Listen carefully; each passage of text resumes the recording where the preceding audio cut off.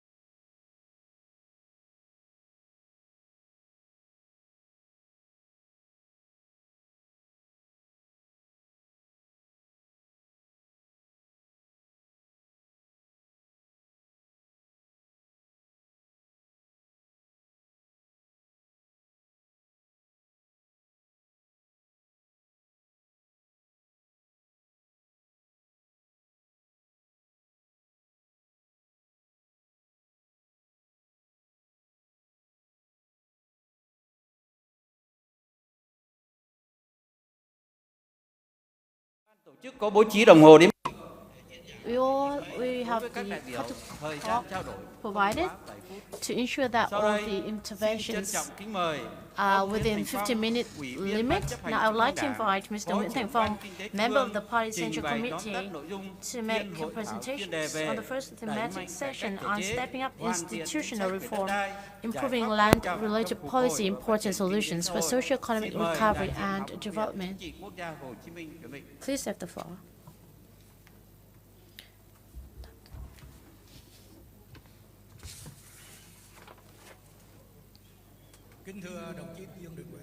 Excellencies Vương Đình Huệ, member of the Politburo, President of the National Assembly of Vietnam, co-chair, distinguished delegates. On behalf of the organizers, I would like to summarize the first thematic discussion on stepping up institutional reform, improving land-related policies and important solutions for economic recovery and development as follows. There were two main sections, namely presentations and Q&A were held with great success. There were three presentations by the representatives of the National Assembly's Law Committee, the National Economic University, and the former Deputy Minister of Natural Resources and Environment.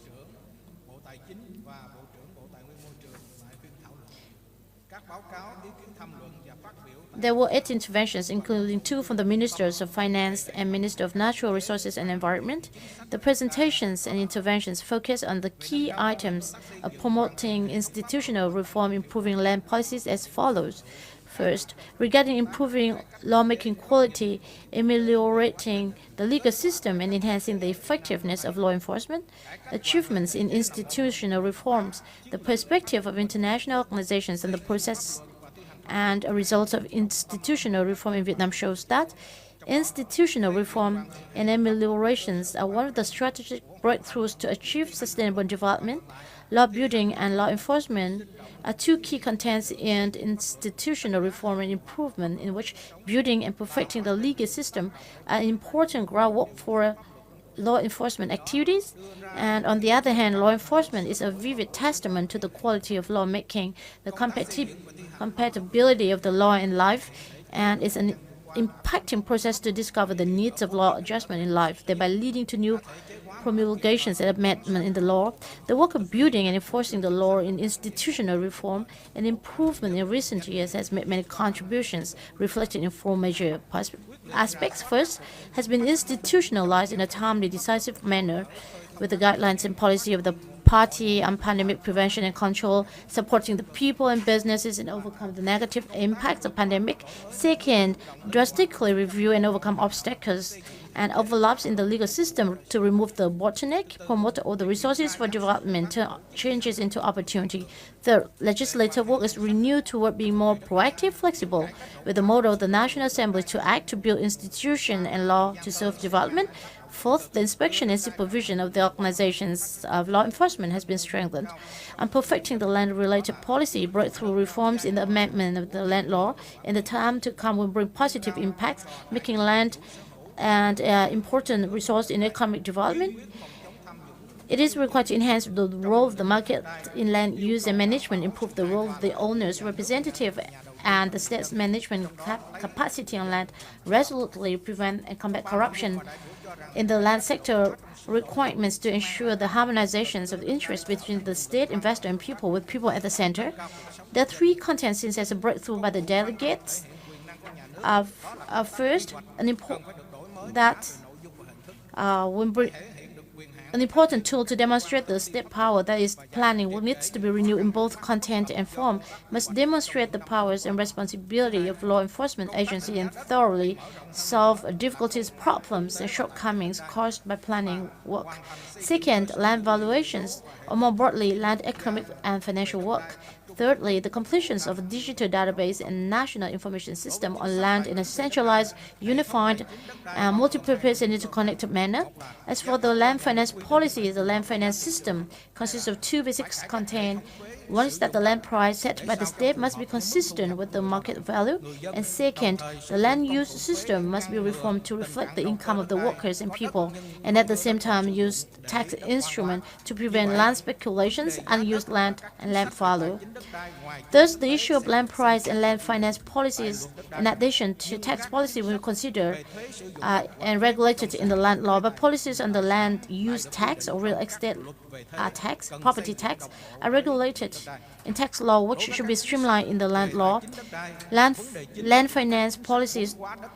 The main issue in land capitalizations policy in the public and private sector, the policies of land capitalizations in the state sector focus mainly on innovating the mechanisms of land collection so that the main source of revenues come from taxes and the revenue from the added value of land are brought by investment in land. The impact of the land policy on real estate market and solutions to shortcomings in land auctions. Land is the premise and constitute the element of real estate, so real estate must be attached to land. Therefore, the economic and legal factors of land are always the fundamental basis that play a decisive role in the development activities. The economy's power and values of real estate have a direct impact on changes in the real estate market. The land economic policies that affect real estate and the real estate market are extremely broad and complex. Changes and the management mechanism from the use of administrative orders to the uniform use of the market mechanisms in land access will not only prevent revenue loss and negatively limit corruption from the land, but also allow us to select real estate investors with the best capacity. Publicizing the planning, strictly managing the approved planning, avoiding changes that the overall uniformity of the area will contribute to the stability of the market, term of land use and real estate value, in order to choose the right land users as well as the most appropriate and effective land use method. The land used for business purposes should only be leased land for a definite term. Thứ nhất, tiếp tục phát huy vai trò công tác xây dựng và thi hành pháp luật. And proposals to promote institutional reform. Firstly, continue to promote the role of lawmaking and law enforcement in institutional reform. Continue to change the mindset to raise awareness about the role of lawmaking and enforcement. Capacity building for actors involved in lawmaking and enforcement. Continue to study and improve the legislative process, strengthen discipline in lawmaking, strengthening supervision, inspection, and review of documents in law enforcement. Secondly, for the improvement of land policy, especially financial policy, real estate market development policy, we need to pay attention to the following contents. It is necessary to fundamentally change the financial policy on land as we revise the 2013 land law, put in place a reasonable and effective mechanism for revenue from land use and land rent between the central and local governments, research and adopt policies to regulate land rent differences, ensuring transparency, formulating policies and laws on land use tax in accordance with international practice, impose higher tax rates for users with large areas of land, a lot of houses, land speculation, slow land use and abandoned land, put in place preferential policies on tax, land use levy and land rent for localities where production is planned to ensure national food security and protection of forests, especially special use forests. We also need to include the definition of market price according to international standards in the revised land law, focusing on real estate transfer tax to calculate so as to reduce the tax rate, and that the real land price is recorded by the parties in the right transfer contract. Tax laws related to land must be promulgated concurrently with the revised land law. The law on income tax from the transfer of rights should clearly state that the tax calculation is not based on the value of the transfer contract, but only on the land price set by the state. Build a market land price database, and in the immediate future use the notaries network and use data processing software to estimate the land value regulated by the state.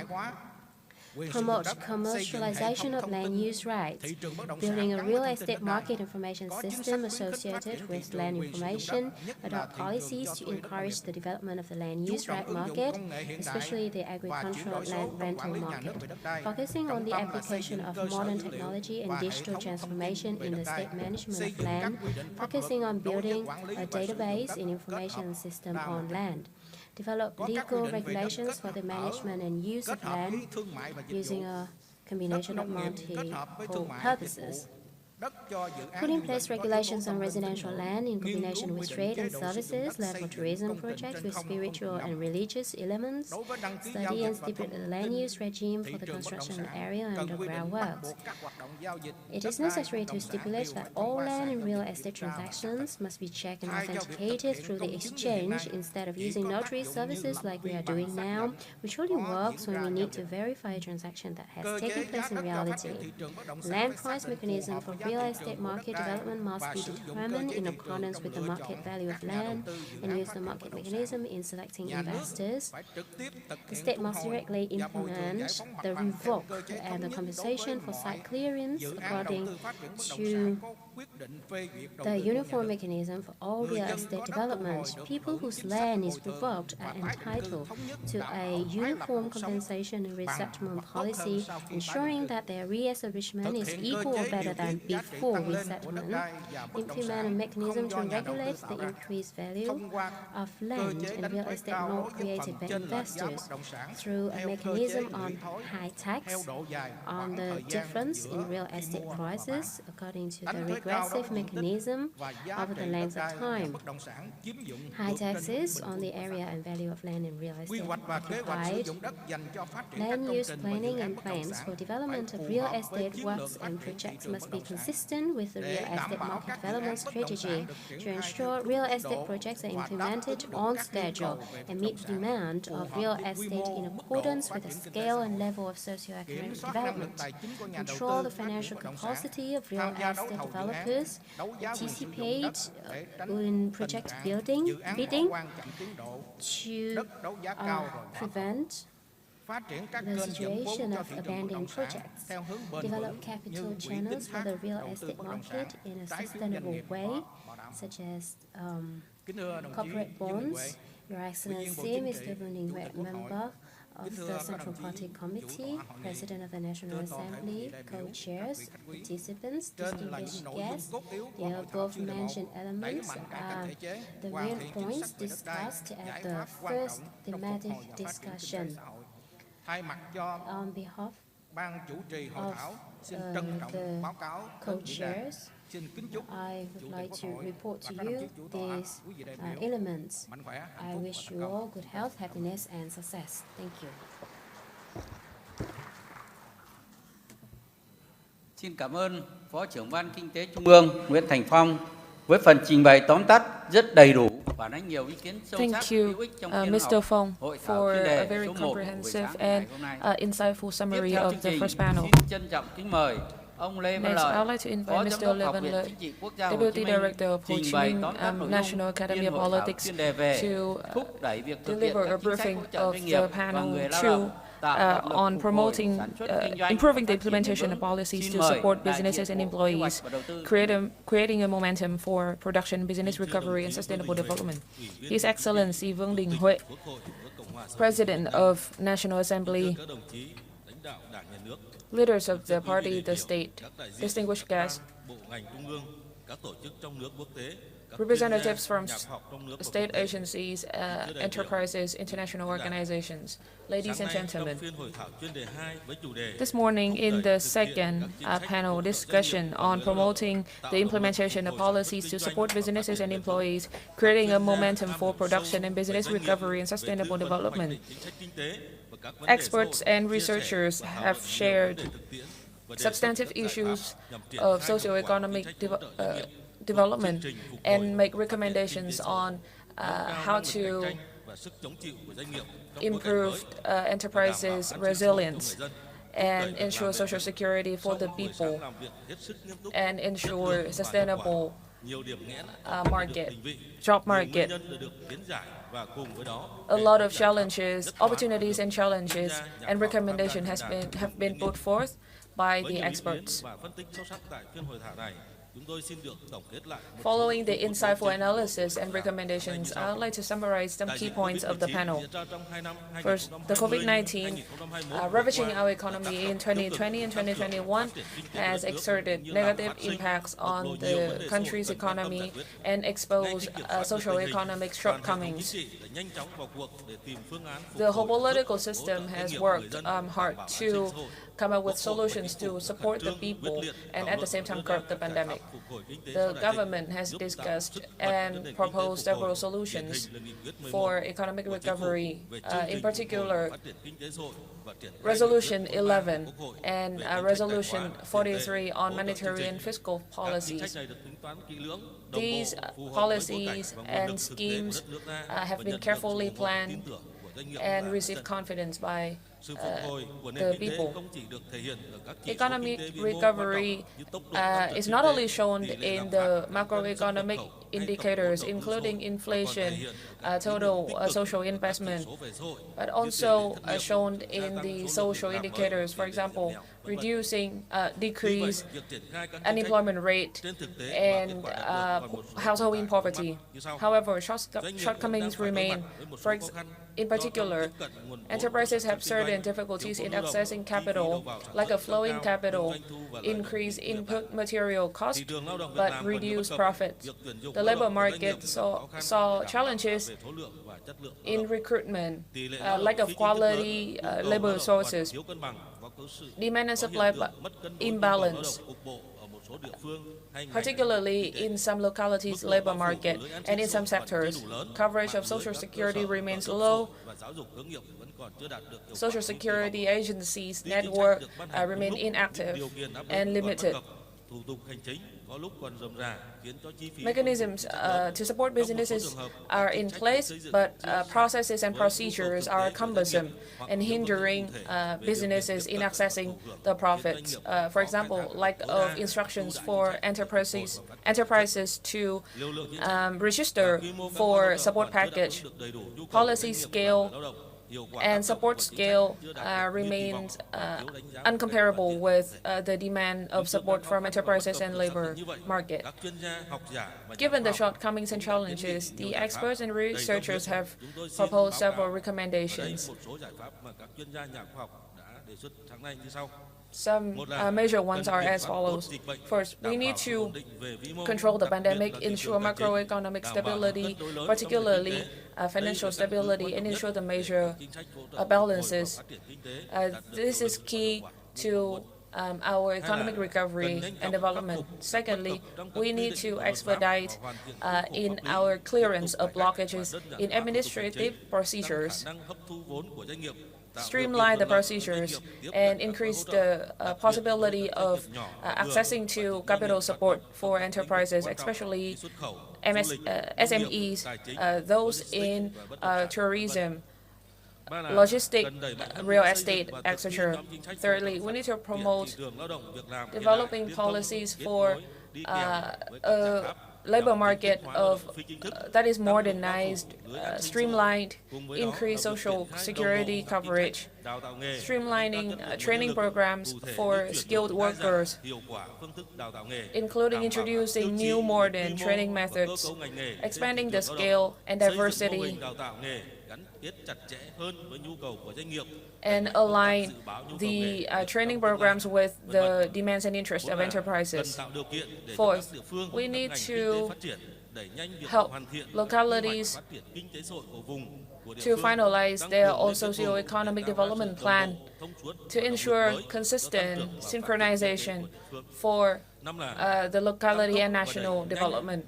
Fifth, we need to expedite the digital transformation in public management and public services for the people. Concrete solutions include introducing one-stop shop and synchronized database and digitalized services. Finally,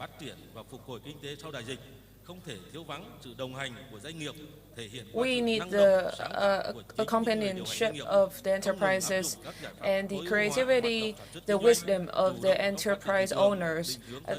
They should be proactive and encouraged to tap on all the opportunities and potential of digital transformation, e-commerce, and be part of the global supply chain.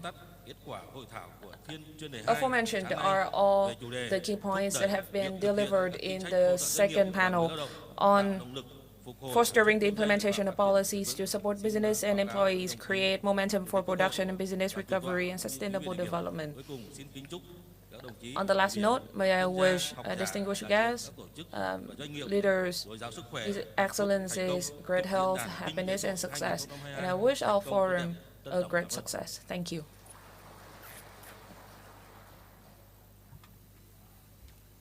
Xin cảm ơn Phó Giám đốc Học viện Chính trị Quốc gia Hồ Chí Minh Lê Văn Lợi.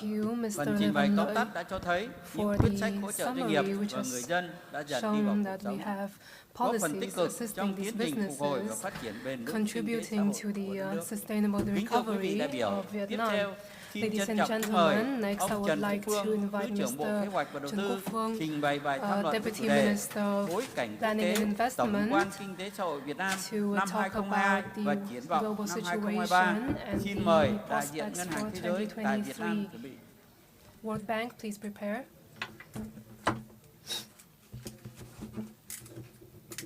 Kính thưa đồng chí Vương Đình Huệ, Ủy viên Bộ Chính trị, Mr. Vương Đình Huệ, President of the National Assembly, members of the Politburo, leaders of the National Assembly, government, ministries and localities, distinguished guests, ladies and gentlemen. The Vietnam Socio-Economic Forum of 2023 is a meaningful event that takes place as the fourth session of the 15th National Assembly is approaching. Aside from important contents, the National Assembly has given feedback on the situation of the economy for 2022 and laid out plans for development in 2023.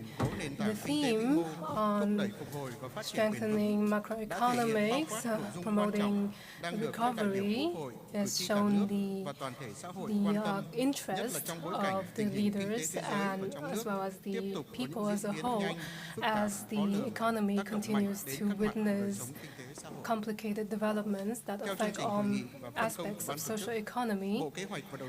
According to the program, the Ministry of Planning and Investment would like to talk about an overview of the global situation as well as prospects for 2023 as follows.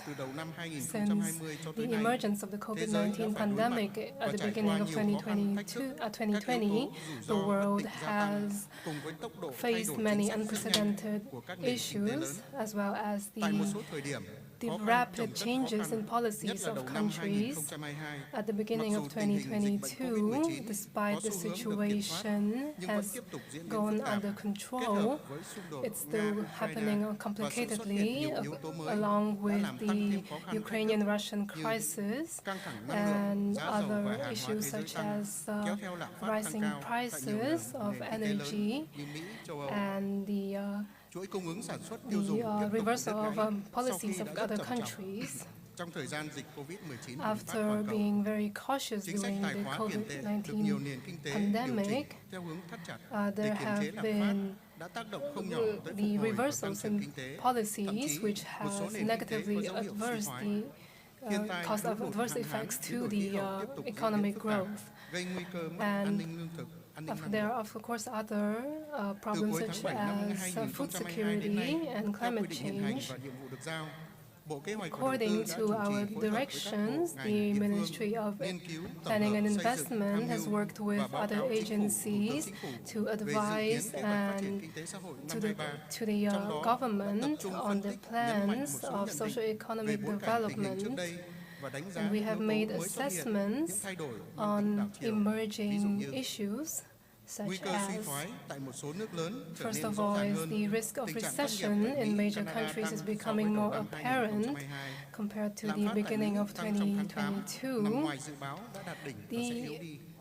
It will peak and then decline in the US and the European Union. The rising oil prices has caused pressure, and emerging and long-lasting droughts has also been an effect. There's also been geostrategic tensions among the region. In addition, countries are seeking opportunities for development, such as the digital transformation, reducing carbon emissions, among others, promoting domestic production. As a whole, the global situation is happening complicatedly with increasing risks and challenges, which may transform into social-political instability in many countries. Droughts are becoming a long-term problem for socio-economic growth in 2023 and beyond, and this poses challenges for flexibility in policy building in order to ensure social welfare and economic growth, particularly for the poor. Ladies and gentlemen, 2022 is meaningful in the economic recovery of our nation, and we have recorded achievements thanks to the joint efforts of businesses and the people. The economy has rapidly recovered since the beginning of 2022, and our GDP growth has reached over 6%. According to forecasts, if the momentum is maintained, our growth may exceed expectations over 7%. Such predictions by the IMF and the World Bank of over 7%. As we are impacted by the complex developments in the world, in the first 8 months, we have witnessed growth comparable to 2018 and 2019. And there are policies implemented to reduce the rising oil prices, and the revenue for the state budget has increased by 19% compared to last year, and this has been widely recognized by international finance organizations. In addition, circular economy, green economy, and digital transformation is developing through the issuance of policies for localities, and as well as plans for developments for the midlands and for rural areas, as Vietnam focuses our efforts on building infrastructure in Vân Đồn, Móng Cái, Hạ Long. At the same time, much attention has been paid to education, training. There have been various policies for the people, assisting them through this difficult period. to improve their livelihoods and ensure social welfare. 2022 is the year that reviews the halfway phase of the 5-year plan, and it's an important foundation for Vietnam to continue reaching our goals. However, forecasts have seen that 2023 is a year that will witness many difficulties as the world is facing unprecedented challenges and the economy is slowing with risks of recession, with mid-term challenges in many countries, as well as geostrategic competition. From a positive standpoint, this is an opportunity for Vietnam and other developing nations to participate in the global value chain. Since the outbreak of the COVID-19 pandemic, many countries have loosened their monetary and fiscal policies.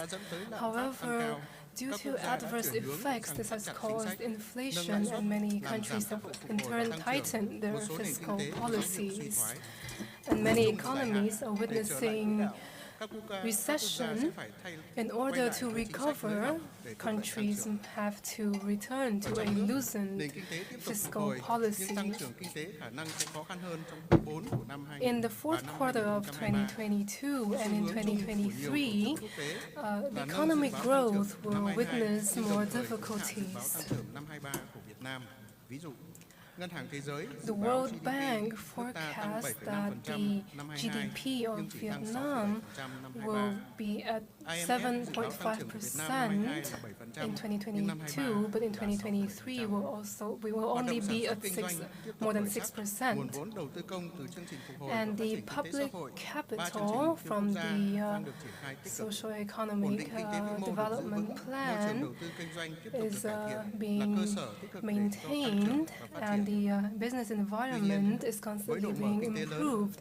However, with the openness of the economy and the limited self-reliance, there are still many risks and challenges, especially the pressure of inflation and supplies, and the stabilization of the markets is happening unpredictably amid various challenges. The Ministry of Planning and Investment is building a plan for 2023 with 15 criteria, which follows up on the developments of 2022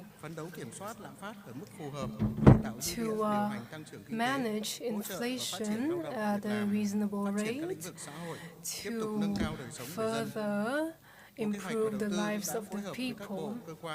And the Ministry of Planning and Investment has also determined objectives for 2023, which include 12 of them. In the current situation, we must make the best effort to implement the resolutions of the National Assembly and various development plans, and adapt flexibly to emerging situations and long-term and mid-term challenges in order to reach the 5-year plan goals. We have to promote the growth of the economy while also ensuring major balances. We also have to ensure the development of culture and social economy and improve the livelihoods of the people, particularly of the vulnerable. In the implementation, we must closely monitor điều hành giá to- và các chính sách vĩ mô khác, to well phản ứng chính sách nhanh, implement có trọng tâm, trọng điểm, hiệu quả, kịp and thời, to tính đến respond độ trễ in a trong việc timely xây dựng manner trình cấp có thẩm quyền ban hành, tổ chức thực hiện, and thời gian phát động report chính sách. to competent Kính thưa hội nghị, tại agencies diễn in a đàn ngày hôm timely nay, manner. Bộ Kế hoạch Ladies và Đầu and tư rất vinh gentlemen, dự at the tham dự và forum, trình the bày tham Ministry luận. of Planning Đồng and thời, Investment diễn đàn cũng là dịp is để Bộ Kế honored hoạch và Đầu tư được to lắng nghe, provide tiếp this thu nhiều thông report, tin and quý we báu, are những gợi ý chính sách tâm glad huyết xác to đáng, qua đó giúp Bộ receive tiếp tục hoàn thiện feedback, kế hoạch phát triển thoughtful kinh tế xã hội năm comments 2023, on báo cáo chính phủ, the Thủ tướng development of Chính phủ, social trình Quốc hội economy in xem xét quyết định. 2022 and beyond. Nhân dịp này, Bộ Kế hoạch và Đầu On tư this xin được occasion, kính the chúc Ministry of đồng chí Chủ Planning tịch and Quốc hội, Investment các đồng would chí like lãnh to đạo, wish the các đại President biểu, of the các vị National khách quý, sức Assembly, khỏe, hạnh phúc và thành along công. with Chúc hội nghị thành công distinguished tốt đẹp. guests, good health and success. May our conference be a success. Thank you.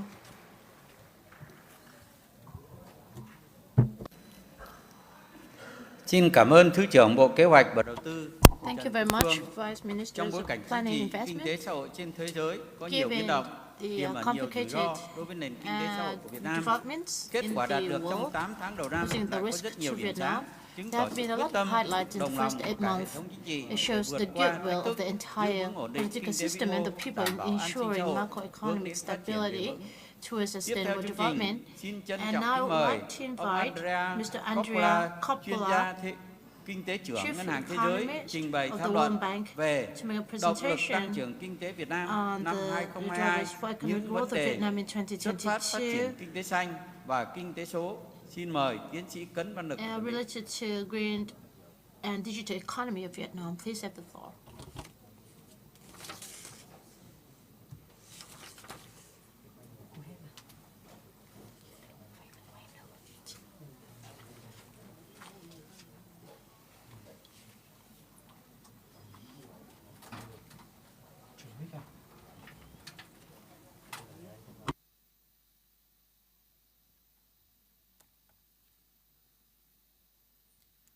Honorable Chairman of the National Assembly, Honorable President of the Ho Chi Minh National Academy of Politics, Honorable Vice Chairman of the National Assembly, Honorable Deputy Prime Minister, experts and delegates, distinguished guests, let me start by thanking the National Assembly for inviting the World Bank to participate to the 2022 Vietnam Socio-Economic Forum.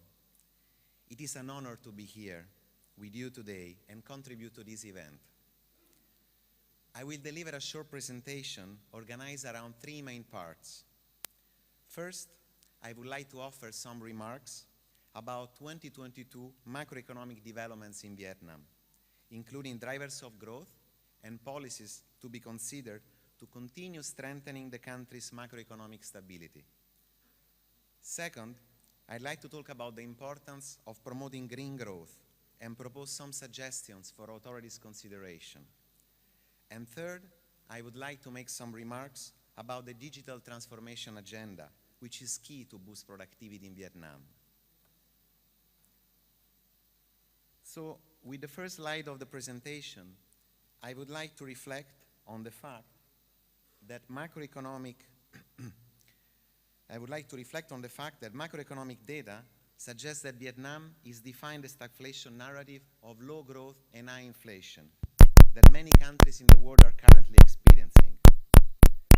The left chart in this slide tells us the story of Vietnam's economic rebound following the COVID shock. Following the sharp contraction in economic activity that took place during the third quarter of 2021, the recovery was fast and strong.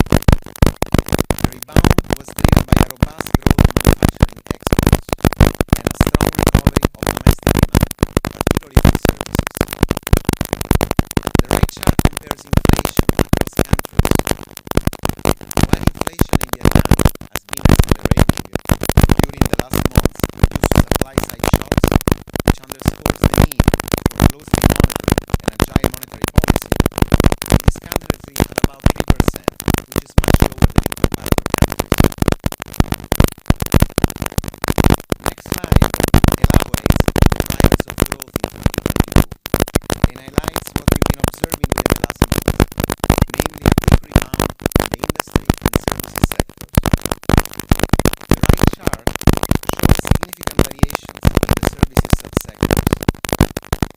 Some subsectors, like finance and banking and information and telecommunication, have been particularly resilient.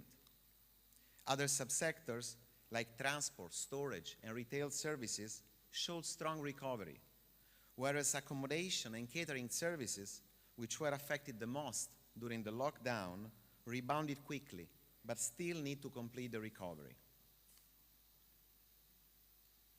Overall, Vietnam is showing a positive performance in 2022, thanks to sound fiscal and monetary policies, which supported macroeconomic stability. In the current global context, characterized by uncertainty and risks, Vietnam's policymakers have the difficult task of balancing the need to provide continued policy support to solidify the recovery with the need to contain emerging inflation and financial risks. High uncertainty will require the policy mix to be adapted to changing circumstances. Going forward, authorities might want to consider a more supportive fiscal policy stance by addressing the under-execution of the public investment program to hedge against downside risks to growth. Inflation risks call for agile monetary policies, with monetary authorities ready to tighten their stance in case inflation moves above the 4% target. Also, financial risks could be managed proactively by intensifying prudential supervision to strengthen the resilience of the financial system. Continue ensuring macroeconomic stability is key to promote Vietnam's sustainable development, which is a crucial topic that brings me to the second part of the presentation. So, data confirms that Vietnam continues growing fast, but its growth model starts facing headwinds as the demographic dividend is fading and given the challenges to sustain a resource-intensive development model.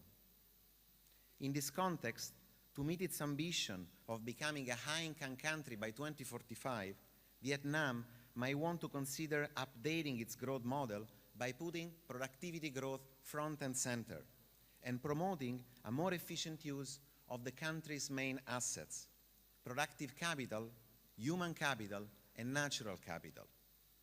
In parallel, Vietnam could leverage the mega trend of digital transformation to further boost productivity growth.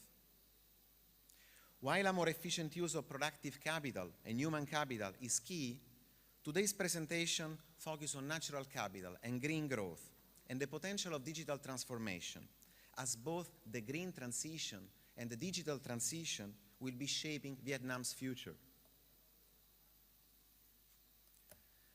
Addressing environmental and climate-related challenges is already one of the pillars in the country's strategy. Such emphasis on green growth is the response to the recognized deterioration of the country's stock of natural capital and to the fast increasing risks associated with global climate change, which could endanger Vietnam's goal of becoming a high-income economy by 2045. Vietnam's people are among the most vulnerable in the world to climate change, facing hazards caused by rising sea levels, typhoons, and floods. Businesses are also affected. The right chart in this slide summarizes the responses of more than 10,000 Vietnamese and foreign-owned businesses to a survey, and it shows that the majority of firms suffered a negative impact on production and labor productivity as a result of climate change-related shocks. Climate change could also undermine Vietnam's export competitiveness in global markets due to changing behaviors by consumers, importers, and international investors who are increasingly attracted by green industries and green products. In this context, a gradual decarbonization of the economy could improve the country's competitiveness, and investments in adaptation to climate change would minimize the costs associated with natural disasters. So against this background, the World Bank has just published a new report called Vietnam Country Climate Development Report that tries to respond to a fundamental question: how can Vietnam keep growing fast in a context of climate change? And to respond to this question, the report considers two main pathways to promote green growth in Vietnam: the resilient pathway and the low carbon pathway. This slide summarizes the main recommendations considered in the report for the resilient Vietnam pathway. These recommendations are categorized around two priority packages, which have been identified to prioritize measures based on urgency and potential impact. First, the World Bank would like to underscore the importance of a coordinated regional program for the Mekong Delta, focusing on stemming land subsidence and saltwater intrusion. Existing physical assets could be retrofitted to become less vulnerable to inundations, and adjustments to the legal framework, including the land law, could be considered to protect the environment. And second, it would be important to consider the preparation of an integrated coastal resilience investment program for main urban centers and connecting infrastructure. Coastal areas are prone to extreme weather events, highlighting the need to upgrade road and power assets to climate-resilient design standards. In addition, since it is impossible to eliminate all risks, a greater use of insurance and risk hedging instruments could be considered. Next slide summarizes the main recommendations for the low-carbon Vietnam pathway. First, promoting an acceleration of the clean energy transition is a priority, as the energy sector accounts for about 60% of the country's greenhouse gas emissions. Renewable energy deployment could be accelerated by revising the regulatory framework to encourage private sector participation, and pricing policies could be considered to create incentives to encourage private sector participation and invest in low-carbon sectors. The government may also consider strengthening investments in energy infrastructure, such as transmission, and variable renewable energy integration, including energy storage systems, to accompany private investments in renewable energy. Second, we encourage authorities to implement a targeted air pollution reduction program in Hanoi to reach the World Health Organization target by 2030, achieve cleaner air, and enhance labor productivity gains. Data from the World Air Quality Report indicates that air pollution in the capital city already exceeded the WHO 2.5 guidelines by at least 5 times for half of the year between 2018 and 2021. And to address this, possible priorities include reducing the reliance on coal and applying tougher standards on motor vehicle emissions. And third priority package, it would be important to consider the introduction of a new social contract to protect the most vulnerable people. Climate change tends to disproportionately affect poorer households in vulnerable areas.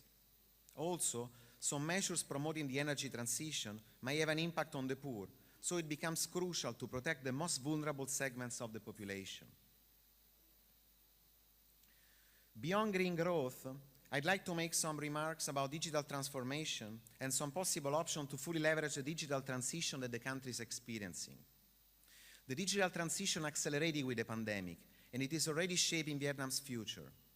Recent World Bank work on digital Vietnam considered 3 key areas for investment to leverage Vietnam digital transformation for innovation and productivity growth: investing in digital skills, investing in data foundation, and investing in digital businesses.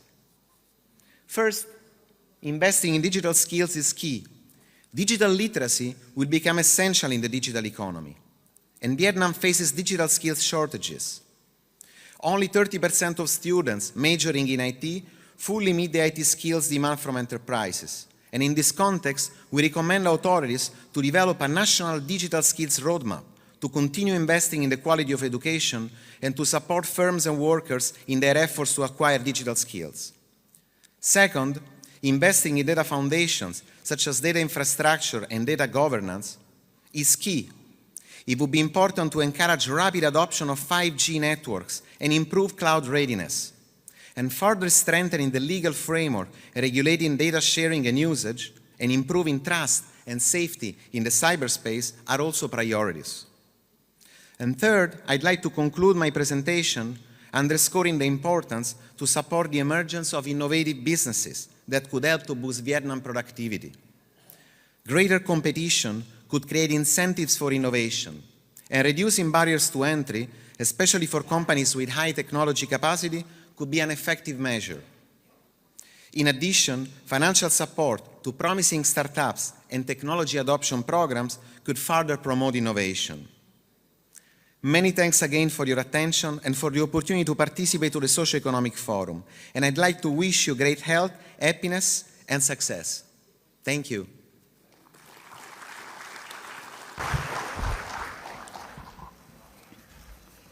Xin cảm ơn đại diện Ngân hàng Thế giới. Thank you very much. Kinh tế xanh, kinh tế số là xu thế World tất yếu, Bank, là một động lực quan trọng để thúc đẩy tăng trưởng và phát triển kinh tế vì mục tiêu phát triển bền vững.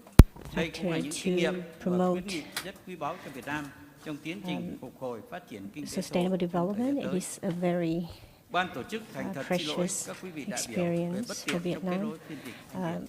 Would like Tiếp theo to chương trình, xin trân trọng kính apologize mời for the tiến sĩ technical Cấn Văn Lực, issue. chuyên gia kinh tế trưởng I'd like BIDV, to thành viên hội đồng invite tư Mr. vấn Cấn chính Văn sách Lực, tài chính tiền tệ economic quốc gia, expert trình from bày tham luận BIDV, nâng cao năng to lực chống present chịu, tính tự cường của nền about kinh tế và thúc đẩy phục hồi phát the triển kinh tế xã hội. enhancement of economic resilience and promotion of socio-economic development and recovery.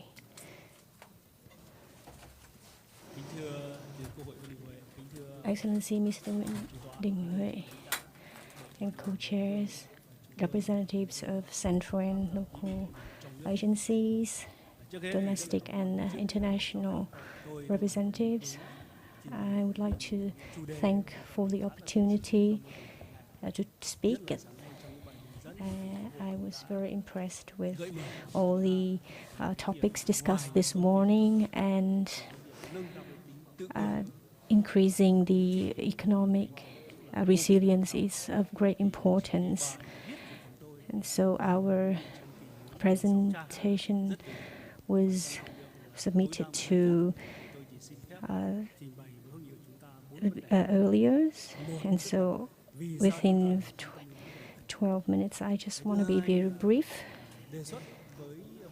We'll look at why do we need to pay attention to the issue and how we're going to put forward actions to promote economic resilience.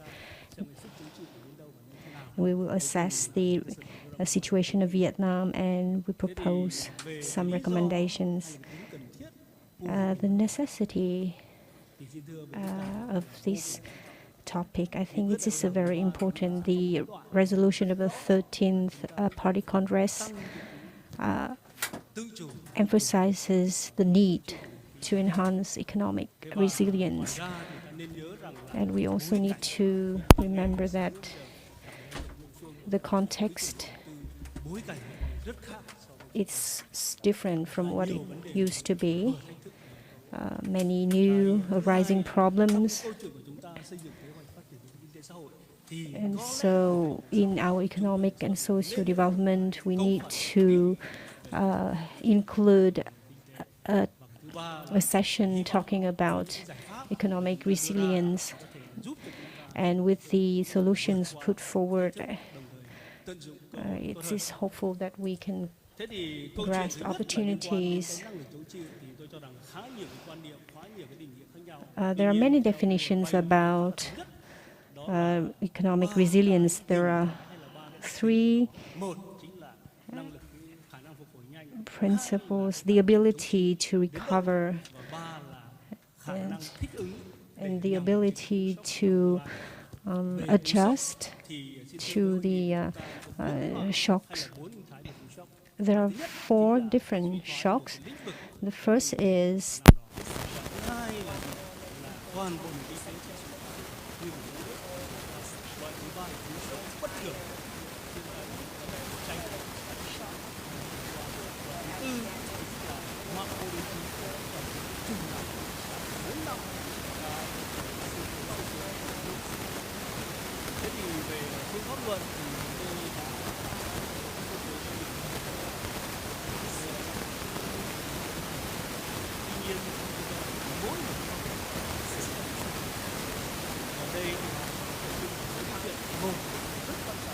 things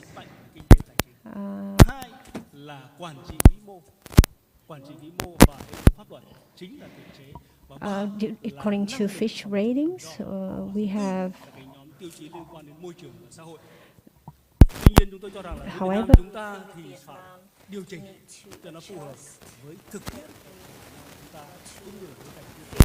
Vietnamese context, as we discussed earlier, so we suggest a set of criteria that include both all three sets of principles involving socio-economic development and environment.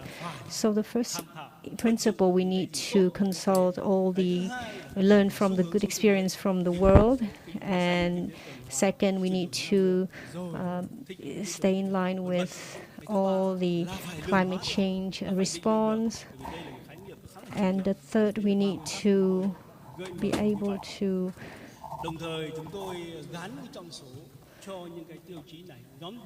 the set of criteria we based on the World Bank we also take into account unexpected factors. So there are three unexpected uncertainties: risk from epidemics and risk from uncertainties from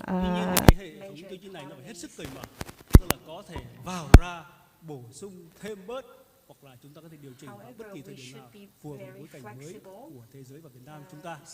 Về trọng số thì chúng tôi tạm thời đưa cái nhóm tiêu chí về sức mạnh kinh tế tài chính the first set.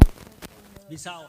Vì đây là hai trụ cột vô cùng quan trọng của các anh chị, và chúng ta đã khảo sát rồi 70% khủng hoảng từ năm 1971 đến thời điểm hiện nay thì chủ yếu là hai lĩnh vực, một là tài chính và bất động sản trên thế giới. Thì đây là một cấu phần vô cùng quan trọng, và nếu chúng ta muốn tăng cái tính tự cường và năng tổ trị phải tập trung cái trong số nhóm thứ hai chính là cho cái nhóm về sức mạnh thể chế và quản trị vĩ mô, chúng tôi đang để 20%, môi trường xã hội tạm thời để 20%. Và theo đó thì chúng tôi đã lựa chọn những tiêu chí của ví dụ như là những tiêu chí sức mạnh kinh tế tài chính thì chúng tôi bổ sung ví dụ như là mức độ tập trung của chúng ta ở một số lĩnh vực ngành nghề như thế nào. Hai là cái vai trò của nông nghiệp nông thôn của chúng ta trong nền kinh tế ra làm sao. To the change, and we take into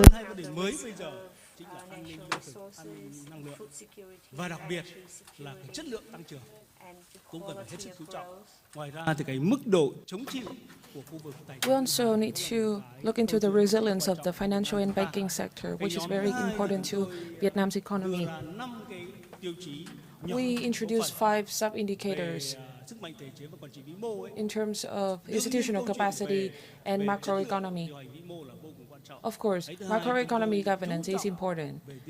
We also look into the institutional capacity, especially for a new business model.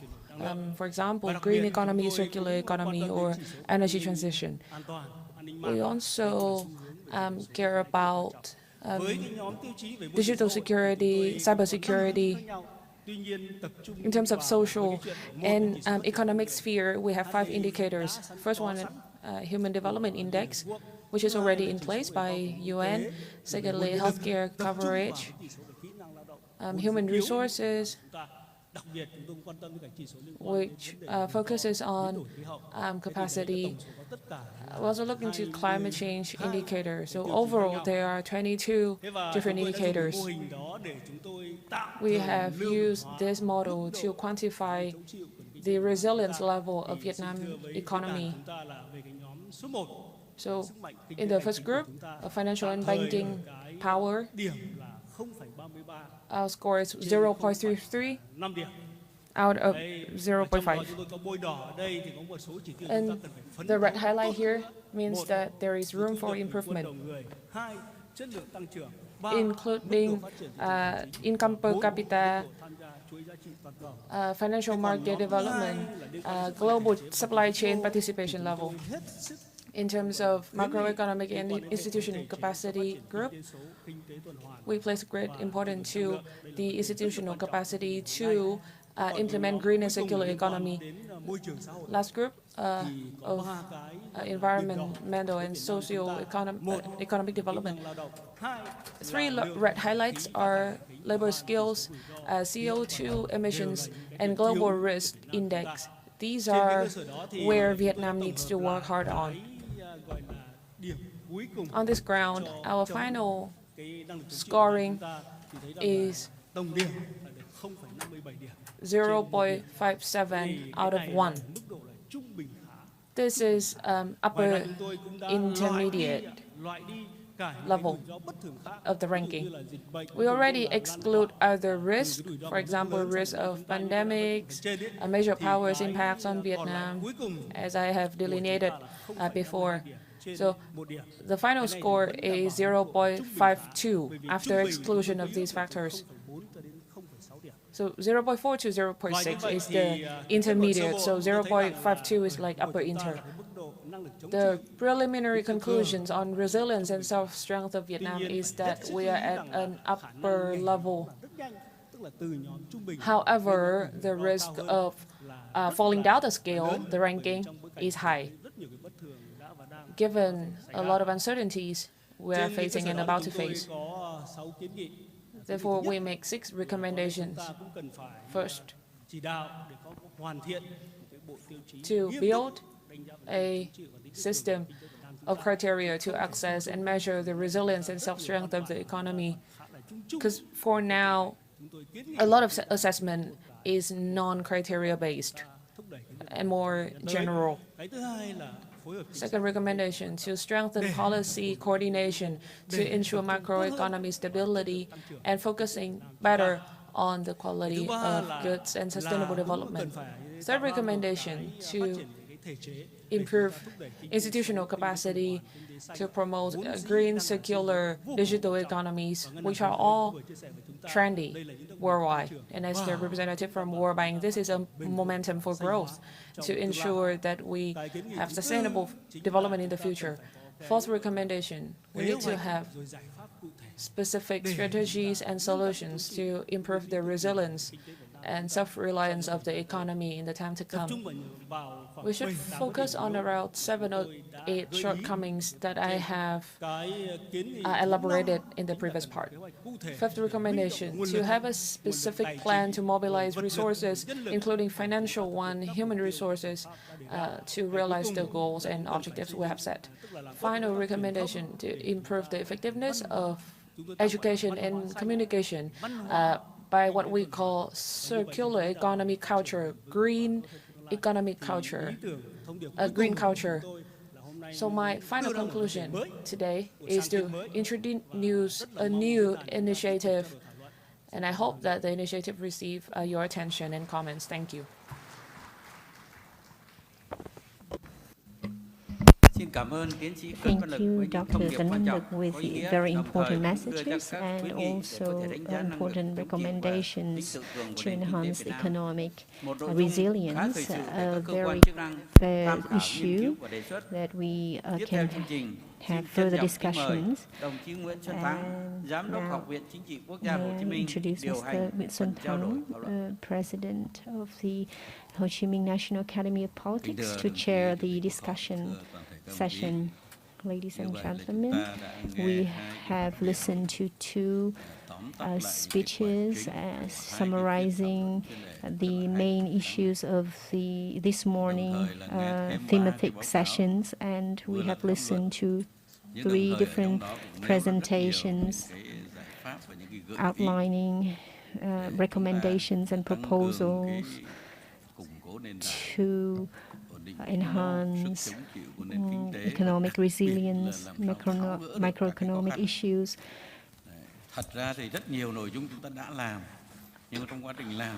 We have done a lot, but we also have faced many difficulties, and due to time constraints, we have only 30 minutes. So may I suggest that many of you here are scientists and policy makers, representatives of localities from your own experience. You may raise questions for our speakers, or you may give comments and feedback or recommendations for our forum. You can raise your hand to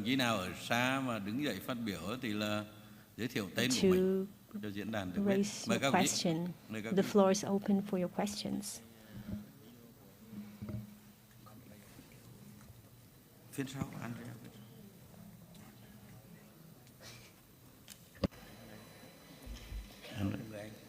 Chỉ có một người đấy.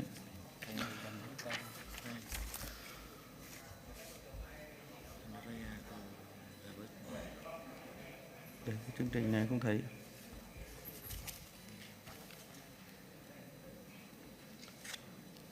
Có cái phát biểu trực tuyến sao? Không hả? Có phát biểu trực tuyến không? Vâng, trước hết xin mời đồng chí nào dưới kia giơ tay rất cao. Vâng, xin mời đồng chí. May I ask question? Đứng dậy hẳn hoi. Và sau cái phát biểu này thì chúng ta sẽ mời anh Truyền. Tôi thì cũng là một cái công dân thôi. As a citizen, nothing special, but I think all the presentation were very insightful, and I listened to the presentations this morning on lending, and I have a few comments. I think looking back on the Vietnamese economy, I think we need to look at one very important issue is the regular cycle of the Vietnamese economy. This has not been touched upon.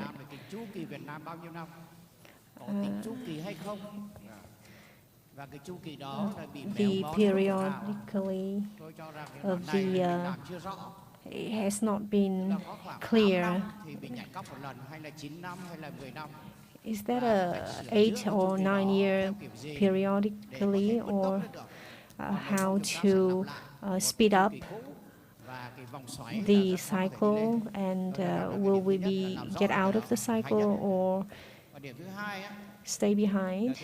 The second, I think the potential of our economy is great, but a lot has been wasted.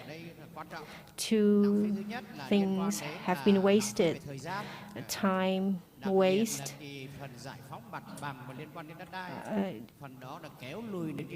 regarding to the land compensation and clearance, and it slowed down the economy. And if we can solve these problems, then we can increase the GDP growth. Second thing is waste of materials, the use of state capital or private business capital. Still many things, but I think we need to look at the equality, which is very important. This morning session mentioned a little bit, but Article 53 of the Constitution mentioned that land and other properties, public properties, belong to the entire people, and this is a very important line. But belongs to the people, but managed by the state, and if the state is responsible for all, and then what is the role of the people here? So the people is the owner of the land, but the state is the one who manages the land. So it's not really. We need in Vietnam's monetary policies, M1, M2, M3, we lack of theories and practices, and so financial banks are responsible for this.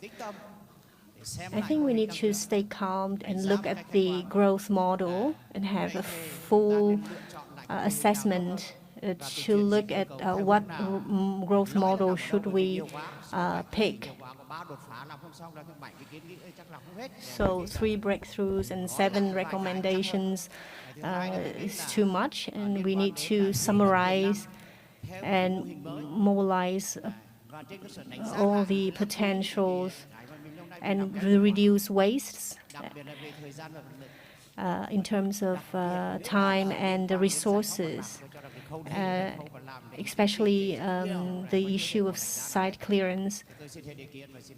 So this is my comment, and I wish the forum a great success. Bây giờ chúng ta sẽ nghe một ý kiến đến từ trường đại học Indiana. Also listen Xin mời to giáo sư a speech Andrea from Indiana University, United States.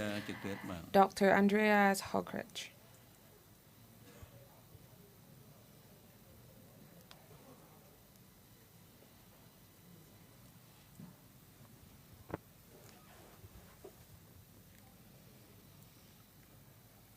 Giáo sư trường đại học Indiana. Kết nối.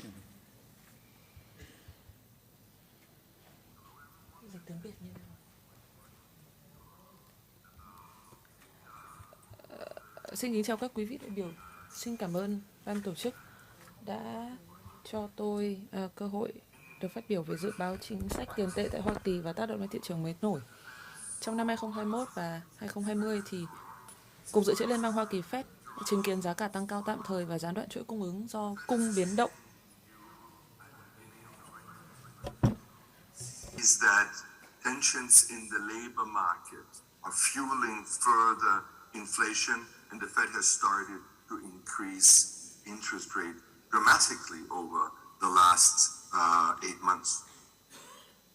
When we look at inflation in the United States right now, we see a high level of inflation, although core inflation, this is inflation without energy and food, is decreasing, is actually the preferred price index for the Fed, the personal consumption expenditure index, shows a core inflation of roughly 4.6% tendency decreasing. Is it demand or supply-driven inflation? When we look at the most important items in the price index that are rising, it's new cars. New cars because there are not enough microchips. Second important item, used cars, because people are now buying used cars, they cannot buy new cars. This has nothing to do with monetary policy. The Fed is arguing that the labor market starts to overheat. However, the unemployment rate in the last month in the United States has actually increased from 3.5 to 3.7%, and also the labor market participation rate has increased. That means more and more people are returning to the labor market. We see here a phenomenon that we can observe in the United States, in Europe, and also in Vietnam, that during the pandemic, a lot of people have left the labor force and are now slowly returning. And this will, in my view, stabilize the labor market. When we look at the wage increases in the United States, year to year, it's 5.1%. So in other words, the real increase in wages in the United States was, whatever inflation index you take, was stable or even slightly negative. When we look, what are the markets saying? What are the markets forecasting? We look at the Fed Fund future market at the Chicago Mercantile Exchange. And we see for the meeting next week of the Fed, September 21st, the market expects an increase of interest rates of 0.75%. So that interest rates, the Fed Fund target rate will go up to 3 to 3.25% with a 76% probability. And the market expects a further increase of interest rates in the next meeting in November 22. But we should be cautious here. Most likely the Fed will produce a recession in the United States. And we can already observe now a dramatic cool down in the mortgage market.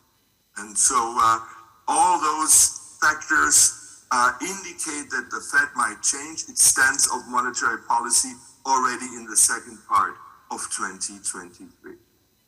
By increasing interest rates so rapidly, the dollar has appreciated significantly, more than 20% against the currencies of its main trading partners. That means for Vietnam that also the Vietnamese dong has increased significantly, for example, towards the euro and other currencies. The US dollar is the international benchmark, and so are US interest rates. And so the interest rates for international bonds issued by emerging economies also have to increase, and most likely several countries, Africa, but not only Africa, might face payment problems in the future. What we could also observe in the market is a significant disinvestment, a capital flight out of emerging market bonds of around $50 billion in the first 6 months of 22. Vietnam has weathered the pandemic relatively well.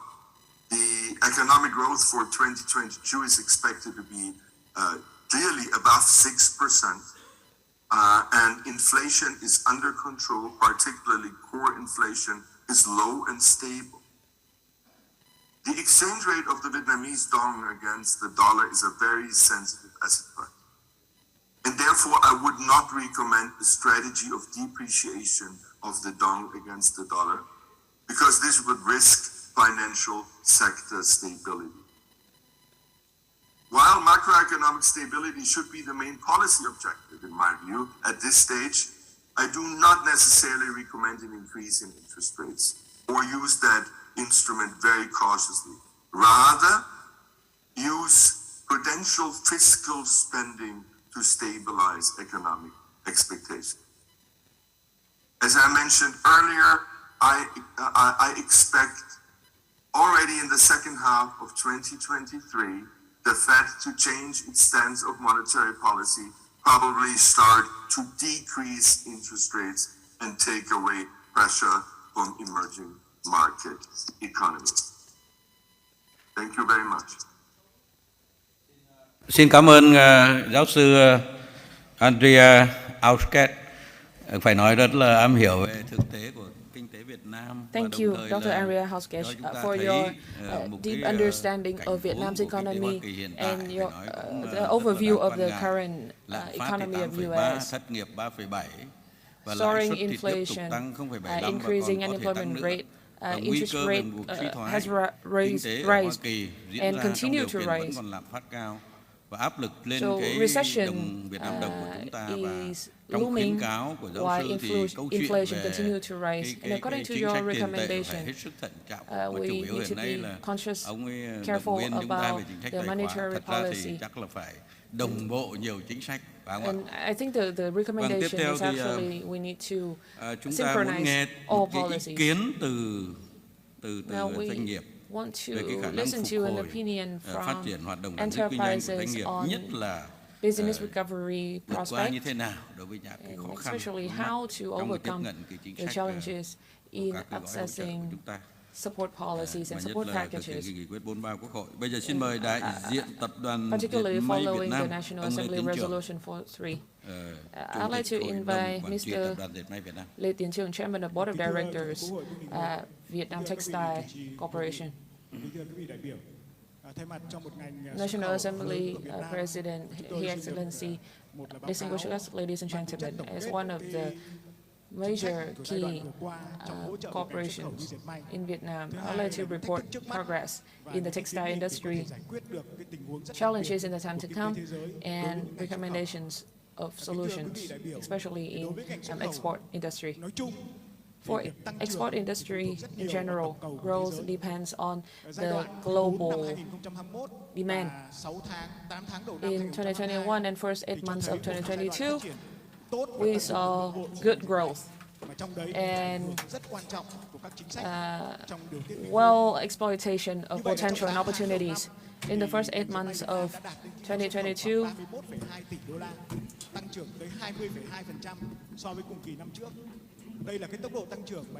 we saw export revenue of $32.2 billion, 22% growth. And this is unprecedented. For the first time ever, we saw an above 20% growth in that first 8 months. And however, the revenue for textile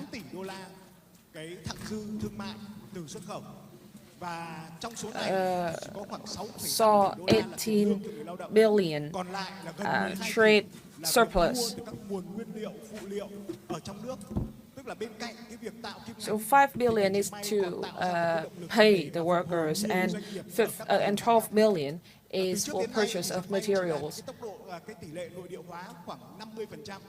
Our domestic localization rate was only around 18%, but for 2022, the rate was 58%, close to our 60% target. Textile industry export revenue ranked 4th in all industries, but the revenue surplus ranked number 1. So we see the major achievement is that we keep up with the global demand after markets open in the post-pandemic time. Vietnam, among the major textile industries in the world, Vietnam is one of the first one to reopen the market. So overall, a bright picture. And this is the result of effective policies. And also we have policies to help the labor forces to come back to the market, come back to the labor market, including compensation support, house rent support. And from these effective policies, our such export industries like our industry benefit greatly. However, policies that support our textile industry and export industry have also been applied in other countries. They have also reopened the country and have support packages. For example, Bangladesh. However, we see new trend of cool down. Demand plunged. Inflation soared. For example, U.S. inflation for the first 9 months of the year was 9%. So in the first 8 months of the year, on average, we export the export revenue was 3.7 billion US dollars, but in the next 3 months, it's going to the expectation is a lower revenue.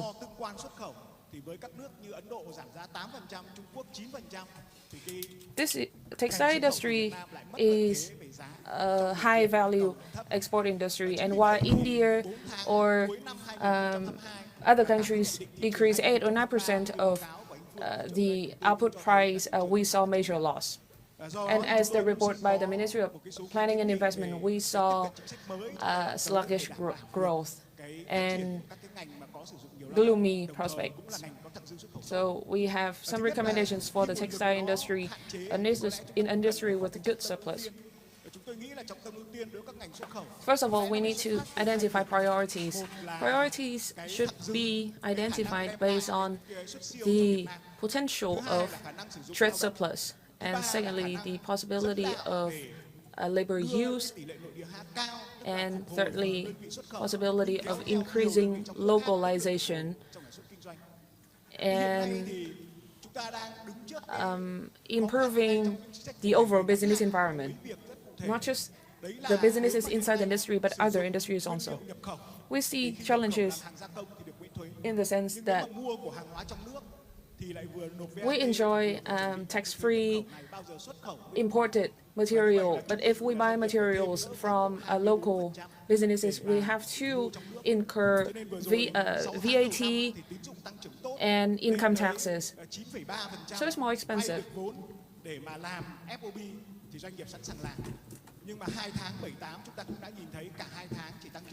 In the first 6 months,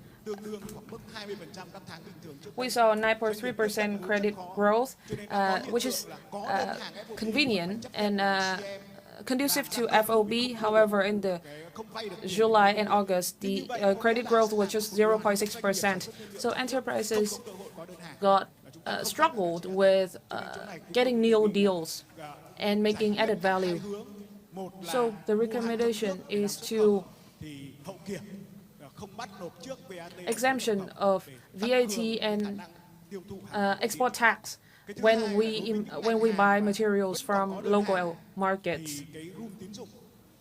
And secondly, credit room for short-term loan should be expanded for enterprises. I think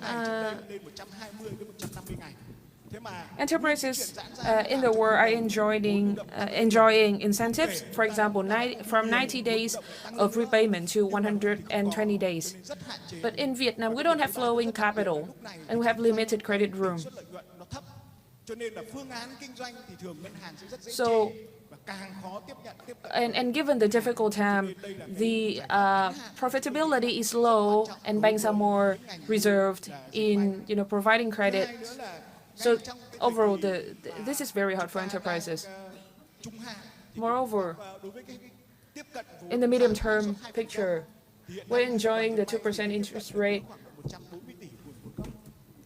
2% interest rate policy. So there's about 140 billion loan balance that can benefit from this package. So we recommend that there should be more interest rate support for short-term loans to purchase input material. Another recommendation concerning green economy and circular economy reform. This is the topic of great interest today. Green economy and circular economy requires great capital and also high OPEX. Of course, we can save waste treatment cost, but the OPEX is high. So we hope that we'll have more policies in this regard. European Union have 2022 incentive for fashion industry, and Germany has their own interest rate policy for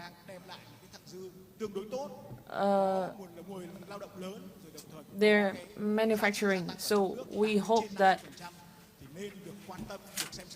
all industries that have over 50% trade surplus should be paid more attention and provided more incentives to ensure that we can maintain this surplus and have momentum for further growth. Thank you, Mr. Trường, for your objective reflection of how Resolution 43 is translated into daily business. Policy can be very effective in a certain period of time, but when fluctuations happen, things might change. So I think the ministries and agencies joining the forum today will look into this issue and provide timely solutions. I'd like to invite Mr. Vũ Sĩ Cường to talk about the room for improvement and for exploitation of the fiscal policy. President of the National Assembly, distinguished guests, ladies and gentlemen, I would like to provide a brief summary of the fiscal policy of 2022, as well as measures for 2023-2025. As we can see, the context of 2022, we've had unprecedented fiscal policies. It's my assessment that we had 3 positive results. First of all, in tax reduction, it has stabilized the macroeconomy, as the President of the National Assembly said, and numerous resolutions have been issued, a total number of 59, and this has helped the prices to not skyrocket according to international assessments. Secondly, there have been assistance for businesses which have contributed to stabilizing social economy and resolving the employment issue. Thirdly,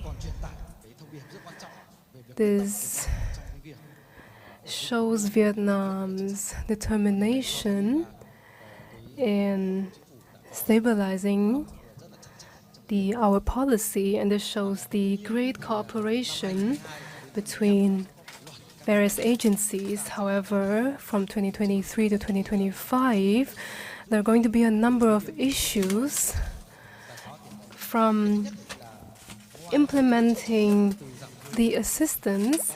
In addition to tax reduction, other policies don't seem to be as effective.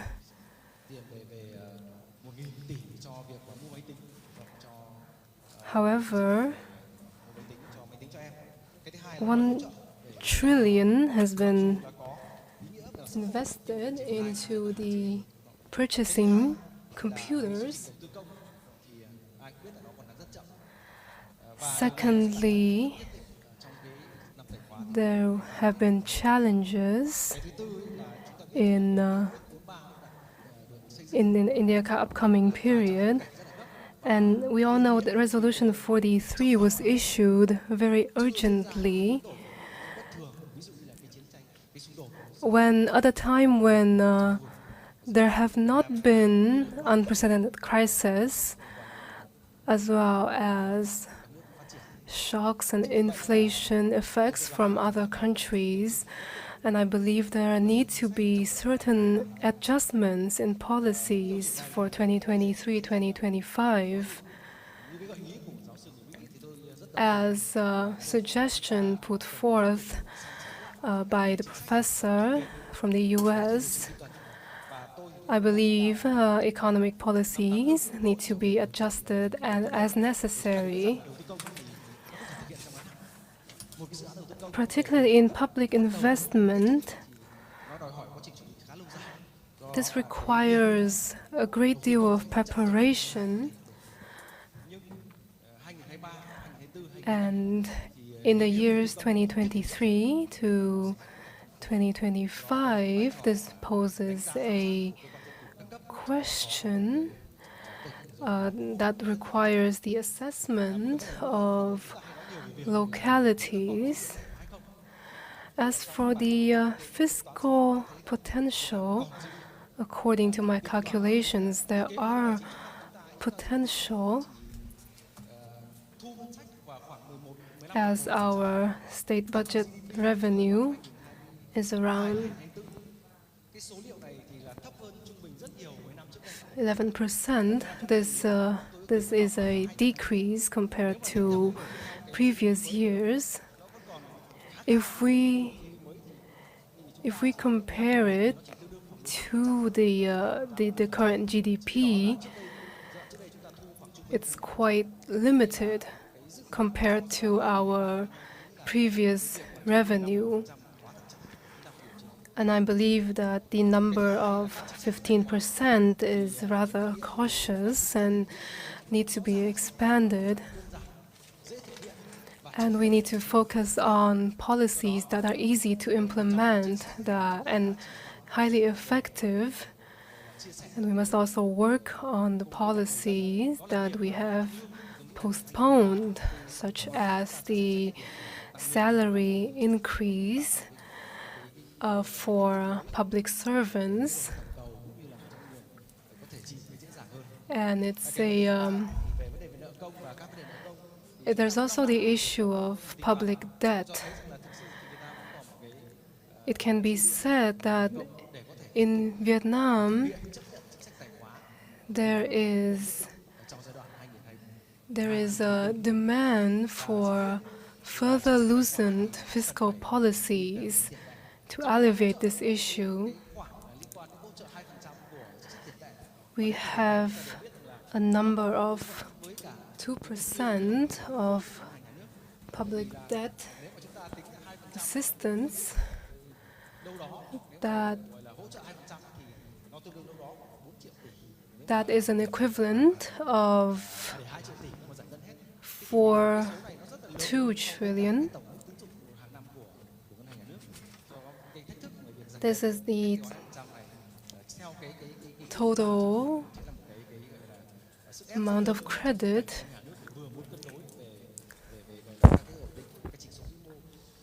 it's important for us as we want to stabilize the economy and implement assistance policies. We need to implement policies that are appropriate to the current situation in Vietnam. And we have to disburse in a timely manner. The GDP will increase about 1 to 2%, and the GDP for this year is expected to be 7%. I think it's quite limited. I think we could afford to be more adventurous in this manner. Thank you very much. Thank you, Dr. Kung. I see that you share the perspectives of our foreign experts on fiscal policies, particularly in what we are implementing. We need to accelerate the implementation. As for your suggestions, the policymakers of the National Assembly will continue to consider this. Ladies and gentlemen, our discussions are quite dynamic right now. However, due to time constraints, I would like to end our open discussion here, and we will move to our next item on the agenda. Thank you.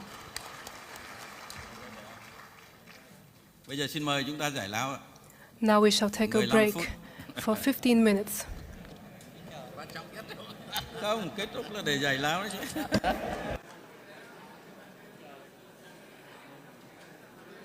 PVGas mang nguồn nhiên liệu sạch, hiệu quả và an toàn đến cho quốc gia, đảm bảo an ninh lương thực, an ninh năng lượng cho nước nhà, góp phần đưa Việt Nam vươn ra thế giới hướng tới tương lai.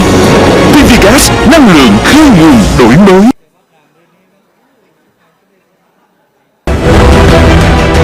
Diễn đàn Kinh tế Xã hội Việt Nam VSEF 2022 là diễn đàn thường niên bàn về những vấn đề thời sự quan trọng nhất của đời sống kinh tế xã hội của đất nước. Diễn đàn do Ủy ban Kinh tế của Quốc hội, Ban Kinh tế Trung ương, Học viện Chính trị Quốc gia Hồ Chí Minh và Viện Hàn lâm Khoa học Xã hội Việt Nam phối hợp tổ chức vào Chủ nhật ngày 18 tháng 9 năm 2022 tại Trung tâm Hội nghị Quốc gia, thủ đô Hà Nội.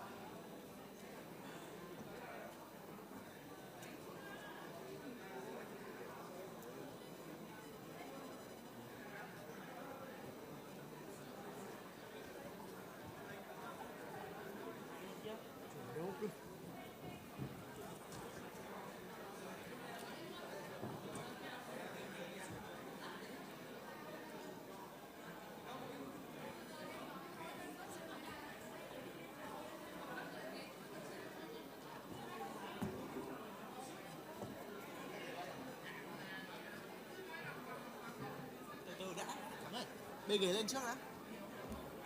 Bê ghế lên mà xem kẽ.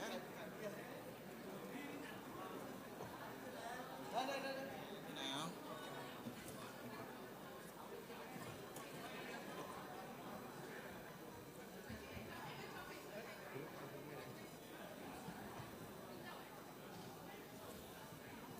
Lấy băng dính nha.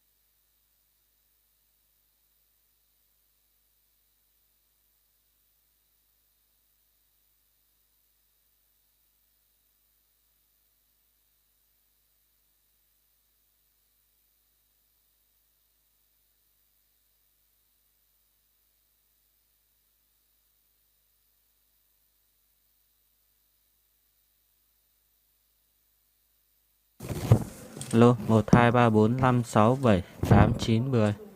Lô. Lô. 1 2 3 4 5 6 7 8 9 10. Alo. Alo 12345678910. Alo 12345678910.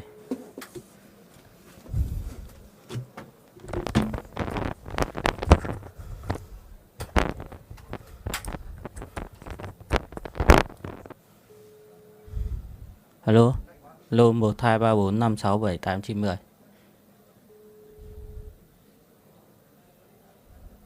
Alo 12345678910. Alo 12.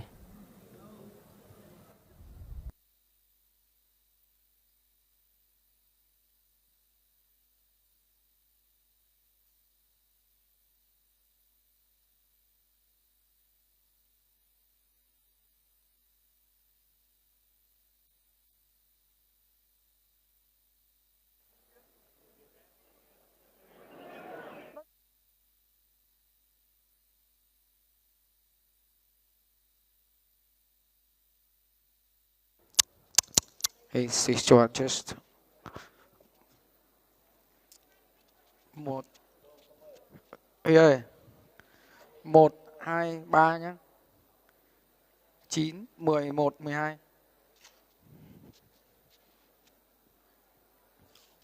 1 2 3 9 10 1 12. 1 này.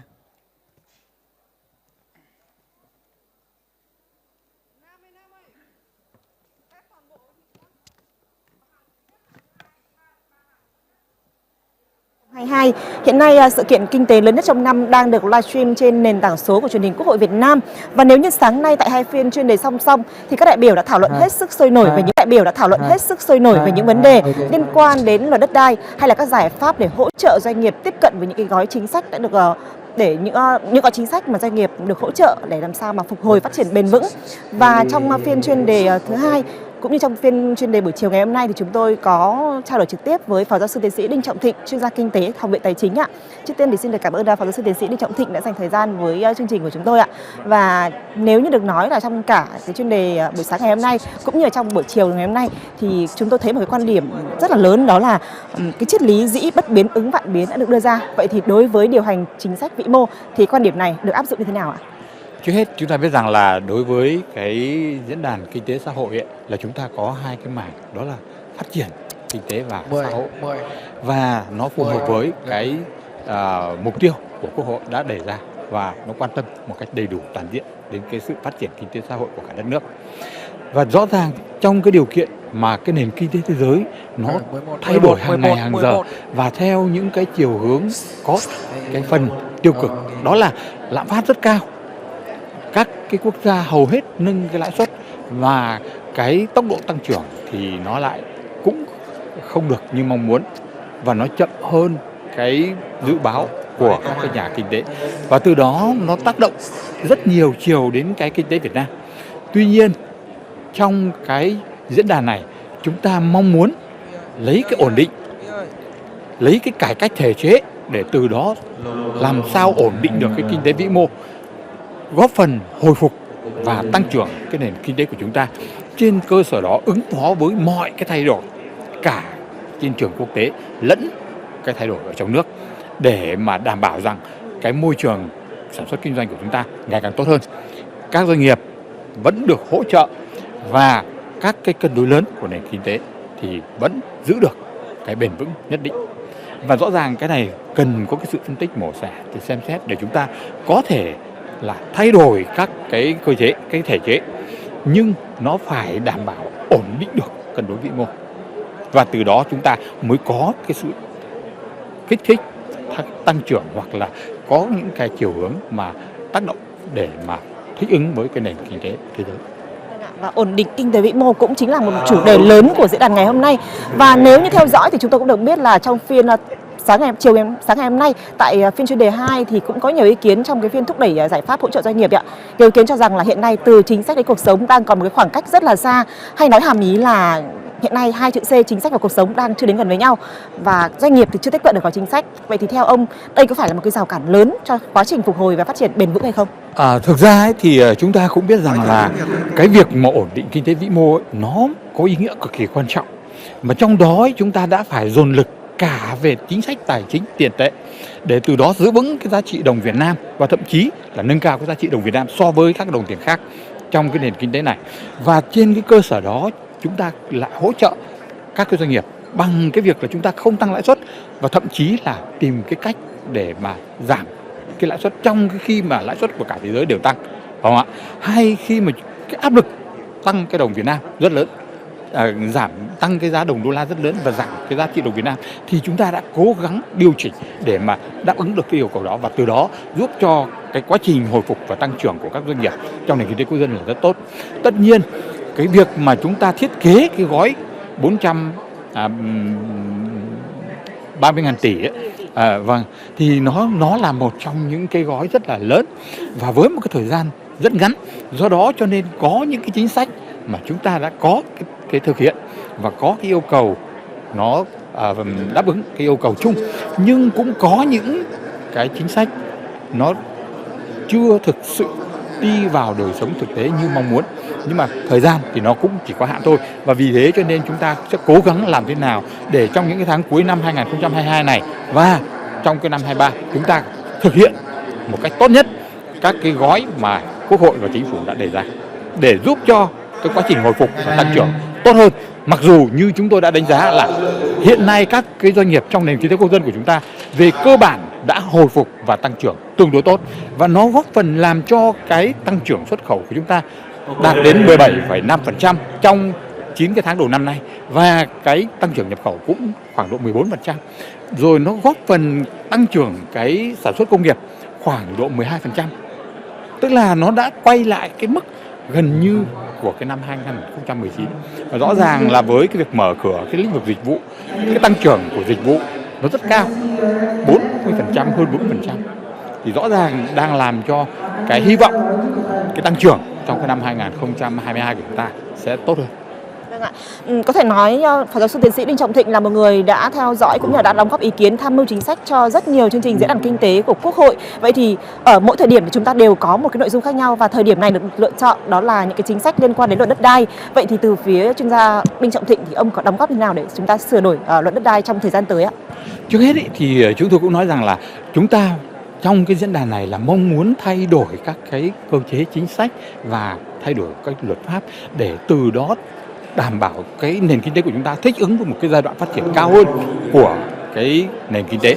Và trên cái cơ sở đó thì trước mắt là chúng ta đang ưu tiên phát triển và thay đổi cái luật đất đai, và chúng ta làm sao để thực hiện được cái nghị quyết 18 của Trung ương, đó là chúng ta bỏ cái khung giá đất, thực hiện cái giá đất nó đi theo kinh tế thị trường, đảm bảo triệt tiêu được những cái chênh lệch địa tô mà trước đây nó đi vào một số cái đối tượng, một số cái chủ thể, và bây giờ cái địa tô đó nó phải được trở thành một cái động lực để cả nền kinh tế của chúng ta phát triển. Và rõ ràng cái luật đất đai ấy, nó liên quan đến mọi người dân, đến các cái cơ quan đoàn thể cũng như là các cái doanh nghiệp, và vì thế cho nên cái mục tiêu của chúng ta là thay đổi nhưng nó phải ổn định, và làm sao để các cái doanh nghiệp sản xuất kinh doanh, đặc biệt là những doanh nghiệp vừa và nhỏ có cơ hội tiếp xúc một cách tốt nhất, dễ dàng nhất đối với cái đất đai để mà có thể tăng trưởng, và người dân cũng được tiếp cận với cái chính sách này ở cái nghĩa công bằng, bình đẳng, và từ đó họ không còn những cái chuyện tranh chấp khiếu nại như cái thời gian trước đây nữa. Thì đó là cái mong muốn mà chúng ta thay đổi trong cái luật đất đai lần này. Bởi vì đất đai thì là một loại hàng hóa đặc biệt và nó có tác động đến mọi người dân. Chưa bao giờ thì có một luật nào tác động đến người dân nhiều như luật đất đai ạ. Cảm ơn những ý kiến đóng góp của chuyên gia Đinh Trọng Thịnh ạ.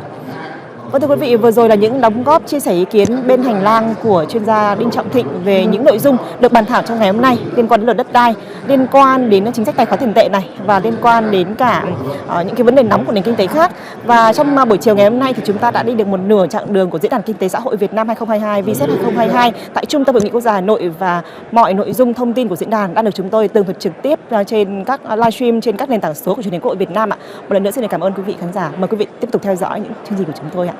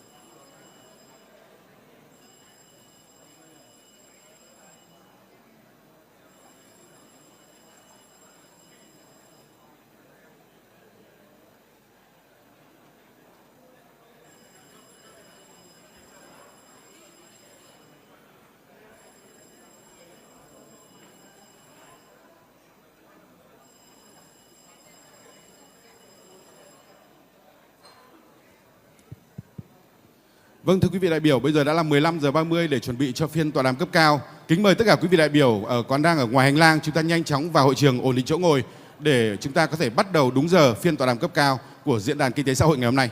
Xin trân trọng cảm ơn.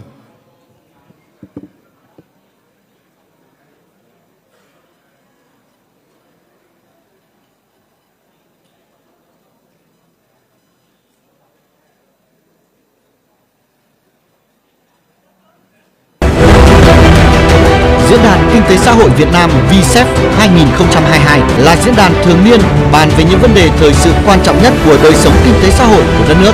Diễn đàn do Ủy ban Kinh tế của Quốc hội, Ban Kinh tế Trung ương, Học viện Chính trị Quốc gia Hồ Chí Minh và Viện Hàn lâm Khoa học Xã hội Việt Nam phối hợp tổ chức vào Chủ nhật ngày 18 tháng 9 năm 2022 tại Trung tâm Hội nghị Quốc gia, thủ đô Hà Nội.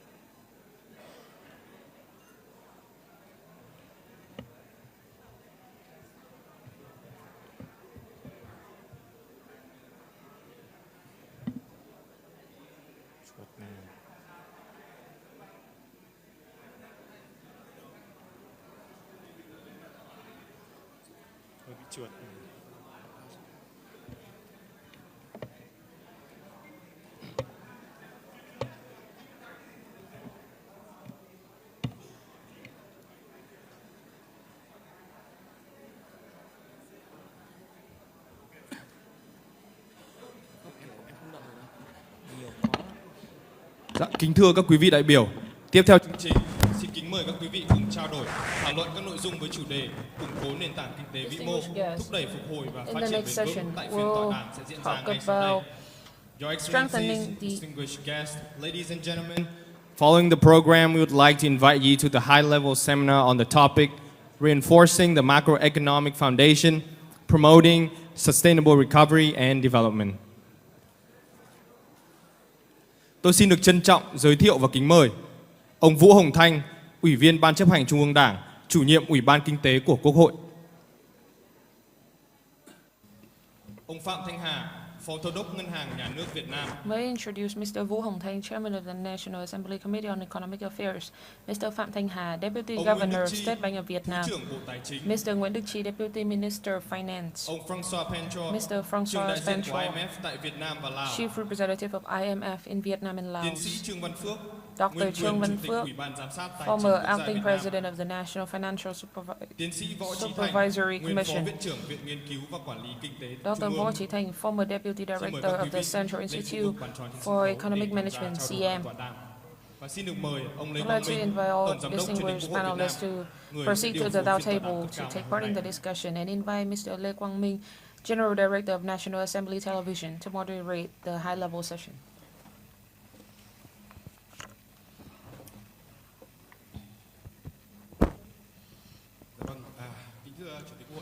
His Excellency, Mr. President, ladies and gentlemen, this afternoon and also this morning, we had listened to speakers' presentation on the context, current situation, and prospects of socio-economic development in Vietnam. Many important suggestions have been given, not only in the short term, but also for the sake of sustainable development. In this session, we believe this is where we received appraisal and recognition from international community. In this session, we'll continue to have a closer and more vibrant discussion among the speakers and participants of the forum. And I'm sure that we can find practical solutions for Vietnam to overcome challenges, quickly recover, and achieve the goals set forth by the party and the National Assembly. Please note that we'll have 5 or 6 minutes per intervention. First of all, a topical issue under the purview of State Bank of Vietnam. I'd like to invite Mr. Phạm Thanh Hà, Deputy Governor of State Bank of Vietnam, Throughout the discussions today, there are concerns about increasing inflation since the beginning of 2022. From SBV perspective, is it a real concern? And given the context that we have to balance between controlling inflation and providing capital for the economy, capital funding, and also, is the 14 credit growth target possible, viable, feasible? Thank you, Mr. Minh. Excellency, distinguished guests. In response to your question, in terms of monetary policy, we'll have to address many issues. First concern is to control inflation and also to ensure effective and smooth operation of credit institutions and flows of currencies. Interest rate, exchange rate is also taken into account. In 2022, as you might have known, we have saw uncertainty and complicated developments in the global landscape this year, many of which are unprecedented. And these put economies in the world at stake, especially financial systems. And curbing inflation is one of the key priorities of economies, especially major ones. From SBV,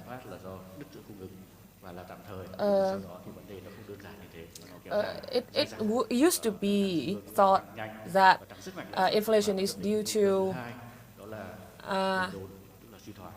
unemployment, but then reconsiderations were taken, and part of the reasons were lack of capital. And SBV has taken active measures in the last 8 months to stabilize interest rate and prevent depreciation of foreign currencies. However, inflation pressure remains high. We can be temporarily assured when CPI of August was stable, but pressure for the later months of 2022 and 2023 remain there. So the question that you mentioned about 14% credit growth target, SBV has issued several reports that evaluate the effectiveness of this administrative measure in stabilizing operations of credit institutions, controlling inflation, and stabilizing the monetary market. Before 2021, credit growth was high, above 30%. Sorry, that was before 2011. But in the last 10 years, the credit growth remained more modest. To achieve economic growth, we need diversity of capital resources, including stocks, bonds, public investment, and foreign investment. These are key channels of capital funding. So blockage in capital flows can be attributed to any of these channels, not just banks. Credit growth remained high in the previous years and proportionate to GDP growth.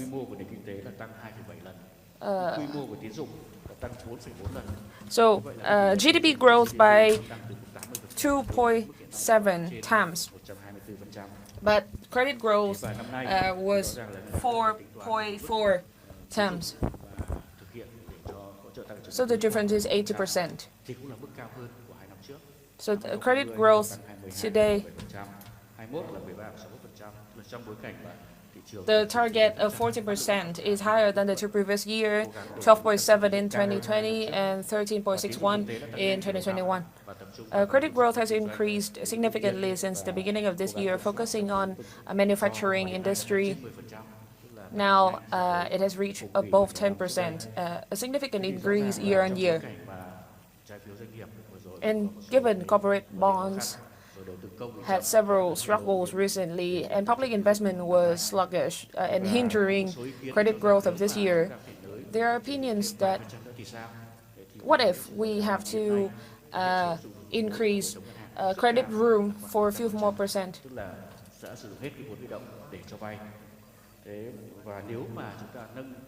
For now, we have used up 100% of the loan room.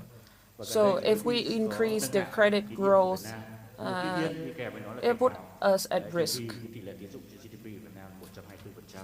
Và tỷ lệ tổng tài sản của các tổ chức tín dụng Việt Nam trên tổng GDP là 187%, tức là cái đòn bẩy rất lớn.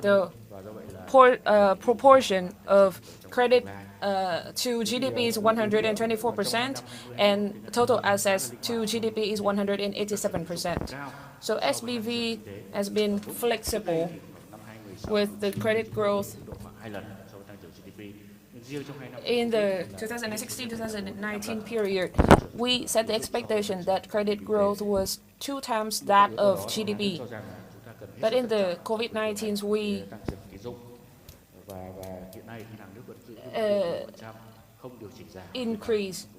we have changed this ratio, and the credit growth target will be 14%. We'll stick to that number.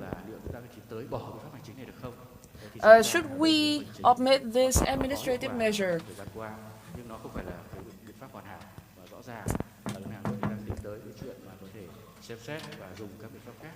So there has been effectiveness. We'll also look into other possibilities. However, all credit institutions said that credit growth management is necessary, because this is also one of the CAR, core adequacy, capital adequacy ratio indicators. So overall, monetary policy management involves a lot of factors. In this forum today, some researchers said that Vietnam should not look into Vietnam Đồng depreciation. However, other associations, some other associations make suggestions to SBV that we should. So there are different options and suggestions, and that's our work to come to a compromise. Thank you, Mr. Phạm Thanh Hà, Deputy Governor. So your message so far has been very clear that the 14% growth cap is relative, but it's hard to raise the target. It is important that macroeconomic stabilization is indispensable to respond to the uncertainties in the global landscape. And to comment on his on the Deputy Governor's opinion, I think Mr. Trương Văn Phượng, former acting president of National Financial Supervisory Commission, is opportune. So could you tell us about the war experience and Vietnam's measures in handling and stabilizing the macroeconomy? Cái tình hình lạm phát toàn cầu là một cái hiện tượng có thể nói rằng là nó phổ biến rồi. Global inflation. Trên cái tạp chí Bloomberg thì họ And có this nói morning I read an mai article in thứ hai cho Bloomberg đến thứ sáu from thì tomorrow, 12 ngân hàng trung ương Monday của to các nước, trong đó Friday, có Fed này, trong đó có ngân hàng Fed trung ương Thụy Sĩ, ngân hàng trung ương Anh, ngân hàng trung ương Nam Phi, Switzerland, central banks, châu or Á central thì mấy banks ngân in hàng some như là Thái Lan, Asia, like in Nhật, vân vân. Thailand and Japan. Họ sẽ tổ chức một They cuộc đột kích will gọi là sốt vào cái lạm phát toàn cầu bằng cách là họ sẽ nâng lên khoảng 500 điểm, global tức là inflation. nâng lên khoảng chừng 500 điểm. Dozens of central banks, they về lãi will suất cơ bản. increase Nói như thế 5 để thấy points rằng of dù sao the thì basic lãi suất vẫn là interest một cái rate. công cụ để chống lạm phát. And Dù rằng các can be nước said đều phải that thừa nhận là cái đại dịch đó, interest chính sách tài rates, khóa họ it's đã one bơm of the tiền quá nhiều. instruments that help Nhưng we đến giờ curb phút này thì inflation. các ngân hàng But trung so ương phải ra far, tay. central Thế vì banks sao các ngân have hàng to trung take ương bỏ ra ngoài actions. vào đó? So why có nhiều central nhận định, banks có have nhiều đánh giá to khác nhau. increase Nhưng mà kinh nghiệm interest riêng của tôi rates? thì tôi cho rằng là có 3 mục tiêu I chính. think there are three Thông thường khi lãi suất tăng major lên, goals. tức là giá When tiền tệ interest tăng lên rates thì cầu giảm. increase, Và đó là cái the điều price mong muốn will để hạ bớt cái increase cầu and về demand tín dụng will ở các decrease. quốc gia đang có lạm phát cao. And Cái it will ý help tứ thứ curb hai là họ làm inflation. dịu A bớt second một goal thị trường is lao to động hết sức là nóng. ease Sau đại dịch đó, the labor market. thì các nước họ sử dụng là cái biện pháp là tăng Countries tiền they lương use để có thể là kéo a lao động measure vào. to increase Mà khi salaries đã to tăng tiền attract lương more để giúp cho labor cái người công nhân chống lại lạm forces. phát thì lại rơi vào một cái hiệu ứng của kinh tế học. And Đó là hiệu ứng Wave, it will price, make them spiral effect. Cái hiệu ứng fall này into vô a cùng spiral nan giải effect, đối and với it's các a ngân hàng very trung ương hiện nay, difficult tức là situation for central giá banks tăng right now. thì Increasing làm cho tiền lương prices, tăng. Tiền lương tăng thì làm cho giá tăng. Đó là lý do vì sao chúng ta biết đó, là cách đây 2 hôm increasing salaries. chỉ số về lạm phát của Mỹ đã giảm xuống. And Nhưng mà chỉ số inflation đó in là the chỉ số US lạm phát toàn tổng quát increased and 8,3%. Nhưng mà khổ một nỗi là trừ lương thực và trừ cái năng lượng ra thì lạm phát nó lại tăng lên. Và đây là bài toán nan giải mà Mỹ đang cần phải xử lý. Vấn đề thứ ba nữa là gì? Là giá tăng lãi suất. Suy cho cùng là làm cho đồng nội tệ tăng lên. Chúng ta đều biết là hệ lãi suất tăng lên thì tỷ giá sẽ giảm xuống. Việt Nam đến thế thôi, muốn cho đồng Việt Nam tăng giá, thống đốc ngân hàng nhà nước chỉ tăng lãi suất lên là đồng Việt Nam sẽ tăng giá, đô la Mỹ sẽ giảm giá. Chính vì vậy mà cái việc sử dụng lãi suất là một điều rất quan trọng. Tôi muốn nói như thế để tôi khuyến nghị với ngân hàng nhà nước trực diện luôn. Lãi suất nên tăng hay nên giảm? Thì tôi nghĩ rằng là lãi suất Việt Nam cố gắng ổn định là tốt nhất. Vì sao thế? Ngày trước khi mà tình hình lạm phát rất thấp, là đó chính sách tiền tệ của ta phải hạ lãi suất. Nhưng mà không hạ lãi suất được. Bây giờ lạm phát tăng cao sao hạ lãi suất được? Nhưng mà nếu tăng lãi suất thì chúng ta đều biết rồi, cái lãi suất danh nghĩa trừ đi lạm phát kỳ vọng thì nó tạo ra lãi suất thực dương chúng ta vẫn còn cao. Tuy nhiên tôi có trao đổi với anh Hà Phó Thống đốc lúc nghỉ giải lao đó. Nếu như Mỹ tăng lãi suất ngày thứ Tư này 0,75 và đến cuối năm dự kiến họ sẽ lên đến 4 đến 4,25. Mà ngân hàng nhà nước để một cái trần lãi suất huy động 6 tháng là 4% là không ổn. Cho nên tôi nghĩ rằng là cùng ngân hàng nhà nước nên tăng lãi suất, cái trần lãi suất huy động để có thể tạo nên một cái swap point, tức là điểm đánh đổi tiền tệ giữa đồng Việt Nam và đồng đô la Mỹ. Đó là vấn đề thứ nhất. Vấn đề thứ hai là về tỷ giá thì quan điểm như thế nào? Thì chúng ta đều biết như tôi phân tích đó, Việt Nam phải giữ cho bằng được ổn định tỷ giá. Đây là một phòng tuyến, đó gọi là phòng tuyến sông cầu đấy. Nếu vỡ phòng tuyến này thì có lạm phát sẽ tràn vào. Và vấn đề này thì tôi cũng có khuyến nghị với chính phủ rất nhiều lần. Và có thể nói là thời gian vừa rồi là ngân hàng nhà nước làm rất tốt việc này. Giữ cho một cái tỷ giá trung tâm ở khoảng 0,6 và cho thị trường dao động trong một biên độ cộng từ 3%. Thì như vậy là cái sự lan truyền của lạm phát ở Việt Nam nó sẽ bị ngưng lại bởi cái phòng tuyến tỷ giá này. Nếu chúng ta vỡ phòng tuyến tỷ giá này thì lạm phát vô cùng khó khăn. To control inflation so far. Để ổn định tỷ giá thì phải can thiệp, mà can thiệp trong bối cảnh là gì?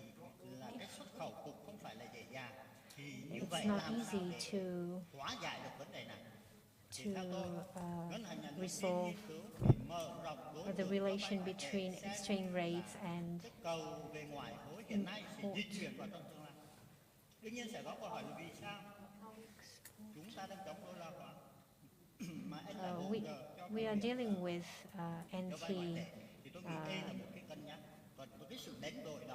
dollarization.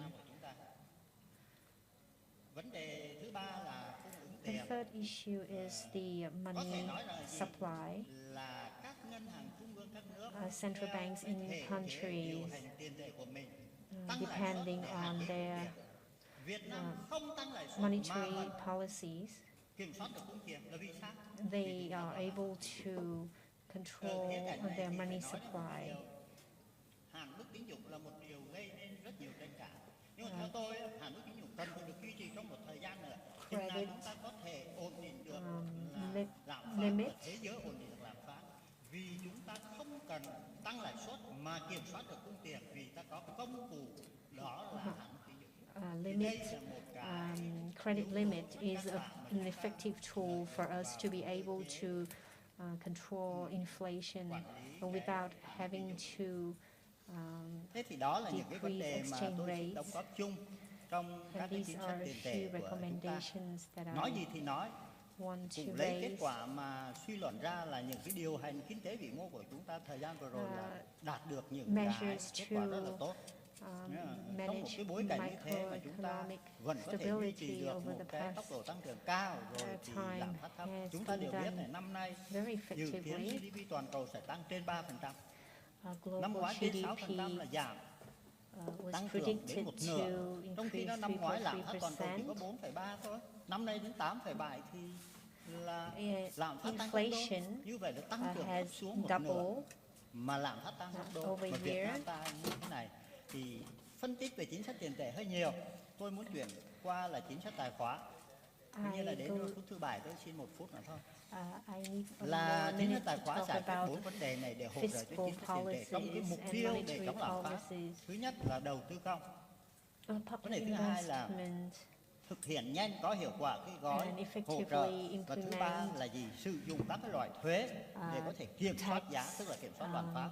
Và cuối cùng là rất mừng là ngày 16 tháng 9 vừa rồi đó, Thủ tướng Chính phủ đã ký cái nghị định 65 về trái phiếu doanh nghiệp. Đây là một trong những cái đòn giải vây cho chính sách tiền tệ, vì nếu như chúng ta huy động được vốn vừa hút tiền trong lưu thông về chống lạm phát, lại giúp cho doanh nghiệp cơ cấu lại nợ, thì tôi cho rằng là với cái sự phối hợp nhịp nhàng của chính sách tài khóa và tiền tệ thì những cái mục tiêu kinh tế vĩ mô chúng ta có thể đạt được.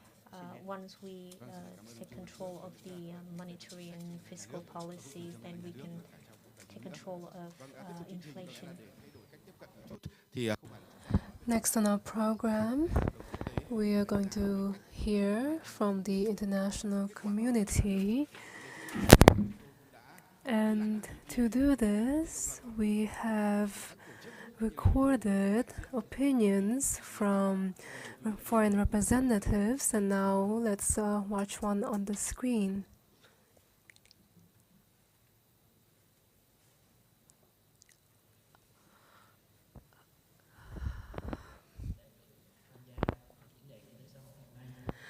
I'm happy to be attending the forum today and to contribute my perspectives on Vietnam's social economy.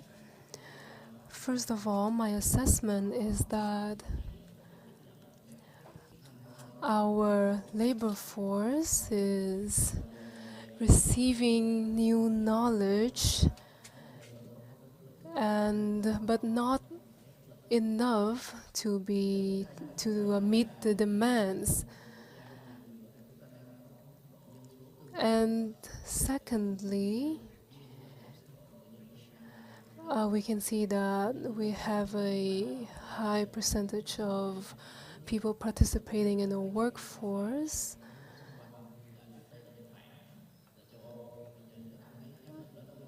But there have been pressures that we have witnessed in other countries in the region,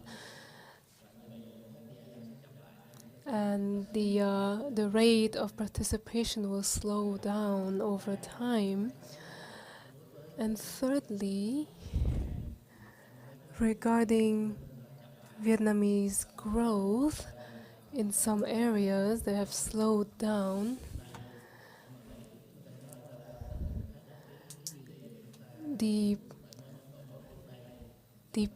The potential for growth, in order to maintain it, we need to implement changes. Thì chúng ta cũng nên lưu ý đến hai vấn đề khác của thời đại, đó là thứ nhất là vấn đề về rủi ro mà Việt Nam đối mặt rất là lớn, đó là biến đổi khí hậu.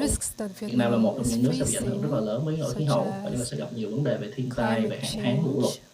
Và chúng ta vì vậy chúng ta phải có những cái giải pháp và đầu tư công để mà sẵn sàng ứng phó với nó. Và cuối cùng chúng ta cũng gặp một cái vấn đề mà nhiều nước đang gặp, đó là vấn đề năng lượng. Bởi vì nhiều nhà đầu tư họ cũng đang dự báo rằng là nếu mà Việt Nam duy trì cái tốc độ tăng trưởng cao thì một trong những vấn đề Việt Nam sẽ đối mặt đó chính là thiếu năng lượng, cụ thể là thiếu điện. Thì như vậy chúng ta phải làm sao đó để mà nếu chúng ta dự kiến rằng nó sẽ tăng trưởng cao thì cái lượng sản xuất điện này của chúng ta nó phải đáp ứng được, bởi chúng ta không phụ thuộc vào nước ngoài quá nhiều. Thì tôi cũng hy vọng là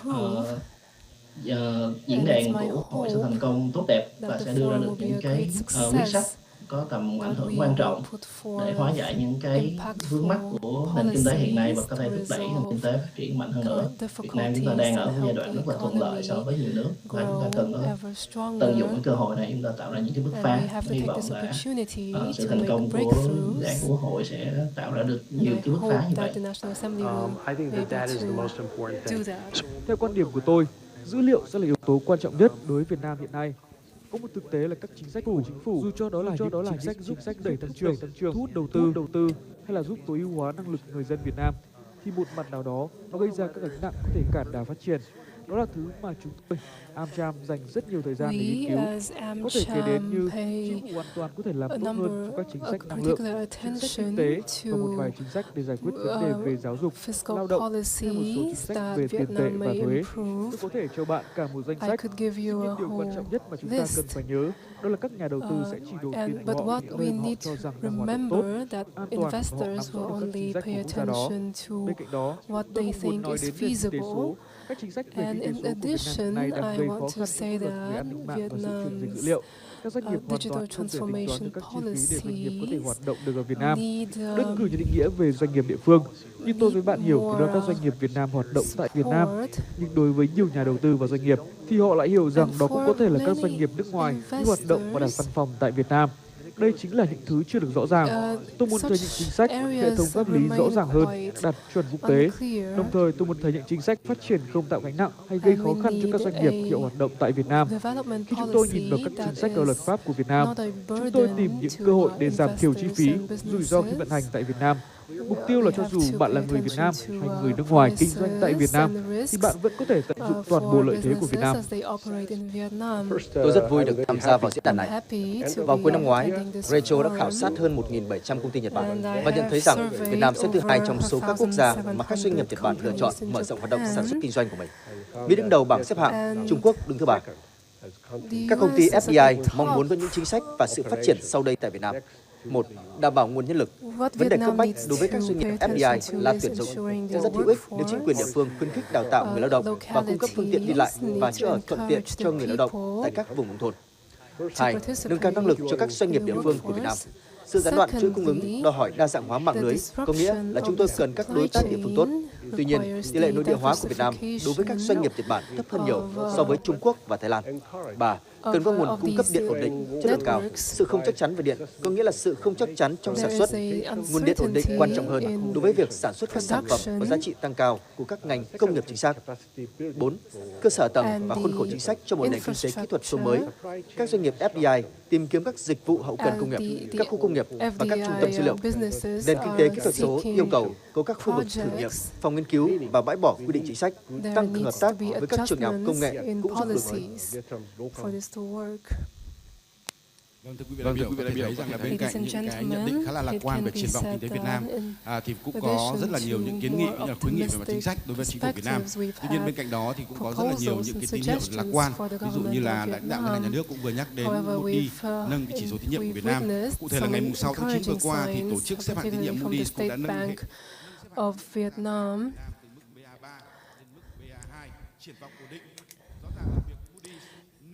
So it's clear that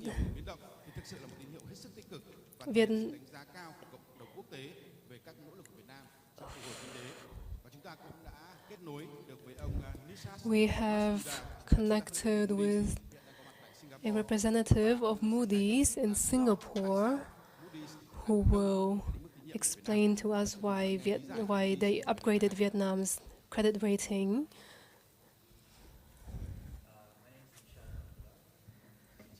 Chúc mọi người một ngày tốt lành. Cảm ơn vì đã Good day to you all. Thank you for inviting me. I am a specialist of Moody's, and I will explain the upgrade of Vietnam's national credit rating and the factors that led to this decision. First of all, is the economic growth. We can see that the economic growth of Vietnam is flourishing despite the challenges that the world is facing. Most recently, the Ukrainian crisis. The FDI continues to flow into Vietnam despite everything. And there's also the development of infrastructure and real estate, despite all the challenges, the global challenges. Secondly, we highly appreciate Vietnam's fiscal policy, especially the government's debt management policy. It has contributed to lessening the burden on the government, taking loans.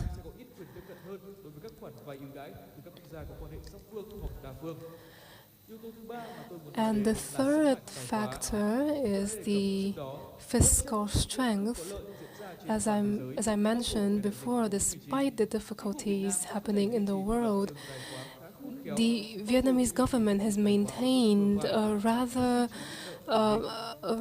appropriate fiscal policy, and Vietnam's fiscal environment remains rather vast, and there is potential. But in the future, there will be more unfavorable events, such as the decline of the economy. The US, China, and European markets, these are Vietnam's major export markets. Vietnam will need to reach a certain amount of export, but as the market is reopening in Vietnam, the limited export can be made up with by a number of other industries. In conclusion, we are rather optimistic about Vietnam's growth. It will reach about 6 to 7% compared to other countries in the region, which will only reach about half of that. On the other hand, the risks that we have to consider are prices in production, especially as Vietnam has to import the materials for export. As the prices for the materials increase as well, and Vietnam must also carefully calculate the foreign currency reserve. But as a whole, I think Vietnam has a positive future compared to the ASEAN region, and Vietnam may be able to preserve its fiscal strength. Thank you for your attention. I hope to see you soon in Hanoi. Vâng, thưa quý vị đại biểu, phải nói là nghe cũng khá là thuyết phục và cảm thấy tự tin về triển vọng của kinh tế Việt Nam. Tuy nhiên không phải là không còn những cái vấn đề khiến chúng ta cần phải lo ngại, ví dụ là những cái điểm nghẽn nó có thể ảnh hưởng đến kinh tế vĩ mô, ví dụ như là sáng nay giáo sư Tảng cũng đã nêu trong phiên khai mạc, rồi là ngay trong video clip vừa rồi thì cả đại diện của Restructuring, đại diện của Amcham, cũng như là Hồ Quốc Tuấn đến từ đại học Bristol của Anh cũng đều nhấn mạnh đến yếu tố năng lượng, trong đó có vấn đề tiếp cận và cung cấp điện năng. Thì lát nữa nếu mà chúng ta có điều kiện, chúng ta có thể thảo luận thêm một số những cái vấn đề xung quanh cái vấn đề khá là mới này. Tiếp tục chương trình thì có lẽ xin được hỏi ông Nguyễn Đức Chi, Thứ trưởng Bộ Tài chính.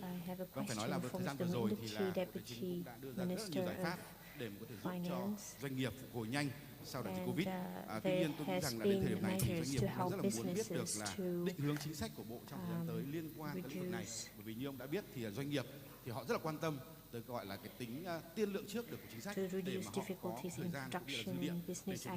Vậy thì Bộ Tài chính có thể nói gì về những định hướng chính sách trong thời gian tới? Ví dụ như hiện nay tôi thấy là mọi người rất là quan tâm xem là Bộ Tài chính liệu có tiếp tục giảm thuế xăng dầu hay không. Ở đây thì tôi nghĩ rằng có rất nhiều những cái nội dung câu hỏi kiểu như vậy và các doanh nghiệp rất là muốn nghe ý kiến đại diện Bộ Tài chính trong cái tình huống này.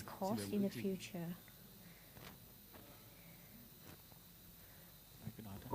mời kính thưa đồng chí Vương Đình Huệ, Chủ tịch Quốc hội. Kính thưa các đồng chí lãnh đạo, kính thưa các quý vị đại biểu, Bộ Tài chính chúng tôi được cảm ơn với câu hỏi liên quan đến chính sách tài khóa trong cái quá trình mà chúng ta vượt qua khó khăn của đại dịch Covid-19, tiếp tục ổn định và tăng trưởng kinh tế. Về tác động của đại dịch Covid-19 cũng như là cuộc xung đột chính trị Nga-Ukraine thì tác động sâu rộng và với nhiều mặt đối với nền kinh tế Việt Nam. Chúng tôi cho rằng là chúng ta đối mặt với rất nhiều khó khăn, từ cái việc đứt gãy chuỗi cung ứng, rồi thị trường lao động, rồi thị trường xuất khẩu, giá của nguyên nhiên liệu đầu vào của nền kinh tế của doanh nghiệp tăng rất cao, và chúng ta gặp rất nhiều khó khăn để các doanh nghiệp ổn định sản xuất và tiếp tục phát triển. Dưới góc độ của chính sách tài khóa thì chúng tôi cho rằng chính phủ, quốc hội, chính phủ cũng đã sử dụng một cách hết sức linh hoạt và hiệu quả chính sách tài khóa trong cái thời gian vừa qua. Chúng tôi chỉ liệt kê riêng đối với các cái chính sách miễn giảm, giãn hoãn thuế đã có tác động trực tiếp và rất lớn đến cái hoạt động của nền kinh tế, của doanh nghiệp, của người dân. Năm 2020 thì tác động của chính sách này nó ở quy mô 129.000 tỷ đồng. Năm 2021 thì quy mô nó tăng lên đến 145.000 tỷ đồng.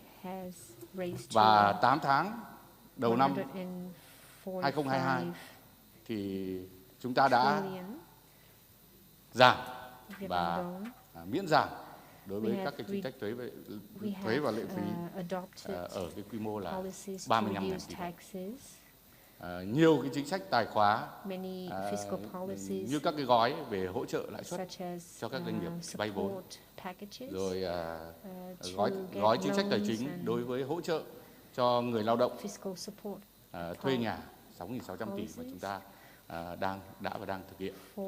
Thì riêng đối với các cái chính sách thuế, phí đối với mặt hàng chiến lược xăng dầu mà chúng ta, các cái doanh nghiệp cũng như là người dân hết sức quan tâm, thì vừa qua Ủy ban Thường vụ Quốc hội cũng đã có cái quyết sách là đưa cái thuế bảo vệ môi trường đối với mặt hàng này xuống ở cái mức sàn, và chúng tôi tính toán đến cái thời điểm hiện nay 8 tháng đầu năm thì ngân sách đã hỗ trợ thông qua cái chính sách này ở mức 13.000 tỷ đồng.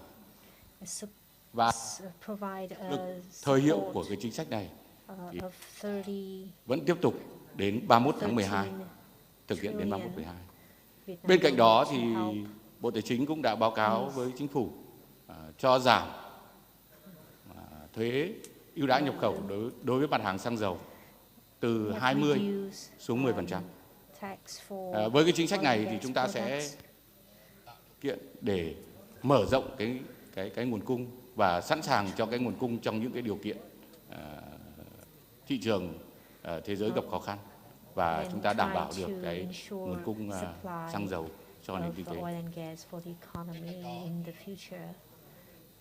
Bên cạnh đó thì chúng tôi cũng xin được chia sẻ một cái chính phủ cũng đang chỉ đạo Bộ Tài chính chúng tôi xây dựng và chuẩn bị cái phương án tiếp tục nghiên cứu các cái chính sách thuế, bao gồm cả thuế bảo vệ môi trường, rồi thuế VAT, thuế tiêu thụ đặc biệt đối với mặt hàng xăng dầu này, và để trình với Quốc hội trong cái kỳ họp sắp tới xem xét quyết định có được cái công cụ hết sức linh hoạt để chúng ta ứng phó với những cái tình huống mà giá năng lượng cũng như là giá xăng dầu thế giới có những cái biến động mạnh mẽ, ảnh hưởng đến cái nền kinh tế và ảnh hưởng đến sản xuất, đời sống sinh hoạt của nhân dân.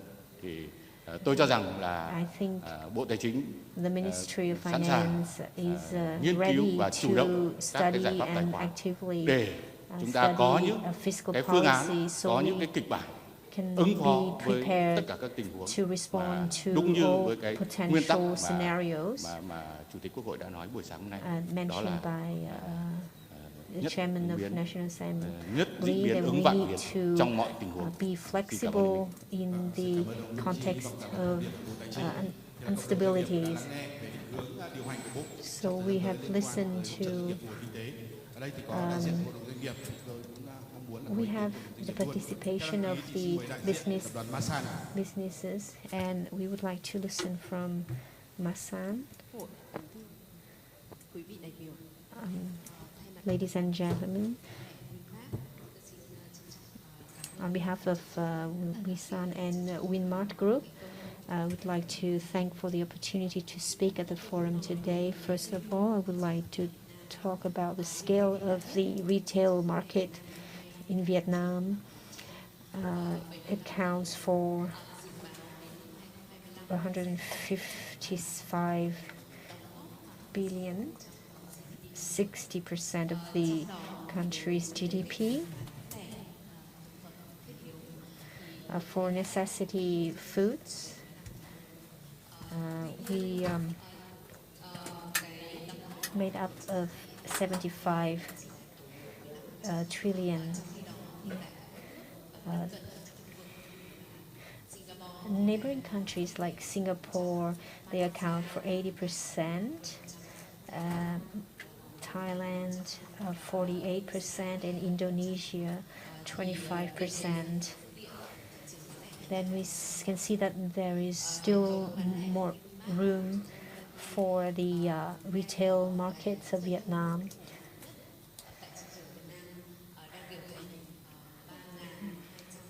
We are in charge of more than 3,000 retail stores across the nation, with more than 1,000 providers to ensure supply for the market.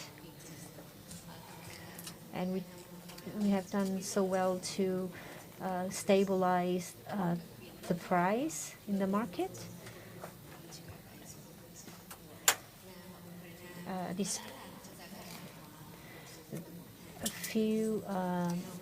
The crisis between Ukraine and Russia has posed a few changes to the market. However, many policies adopted by the National Assembly, and we have been successful in stabilizing increasing prices. Not only the prices of food products, but we have seen growth from the same period of last year. From September this year, we have seen gradual growth. Production has grown and created new jobs for the labor market. However, in facing the challenges, Russia-Ukraine crisis, the increasing prices, and we have a few recommendations that the Ministry of Finance should continue to maintain stable oil and gas prices. Thank you for your attention, and I wish our forum a great success.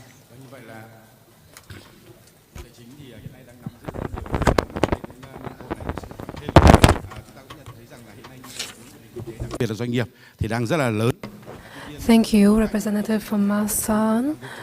As we can see right now, we shall go back to what we discussed this morning regarding bonds.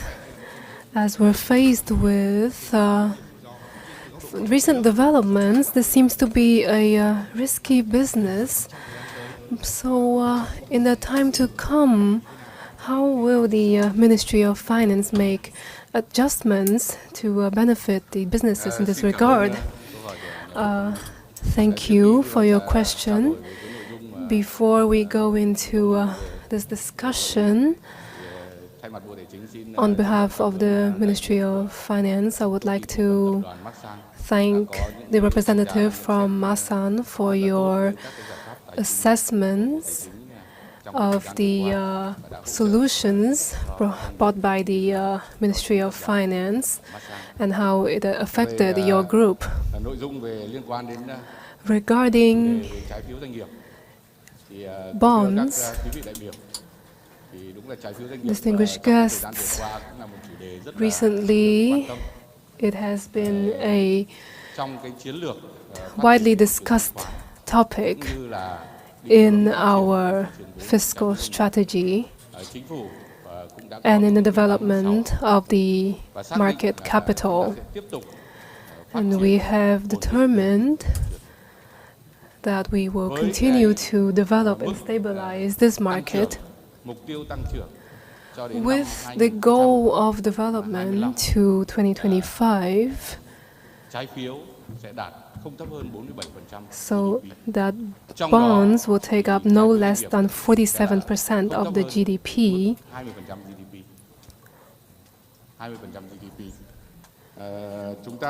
We have posed a question that which measures shall we start with to develop this market in a stable, sustainable manner to make it a mid- and long-term capital market, as discussed at the beginning of our session. In my perspective, we have to think of a synchronous system. We have 5 groups of measures. First of all, we continue to finalize the legal framework. I would like to share with you all that an important major step last Friday, the Prime Minister signed decree number 65 on the issuance of bonds.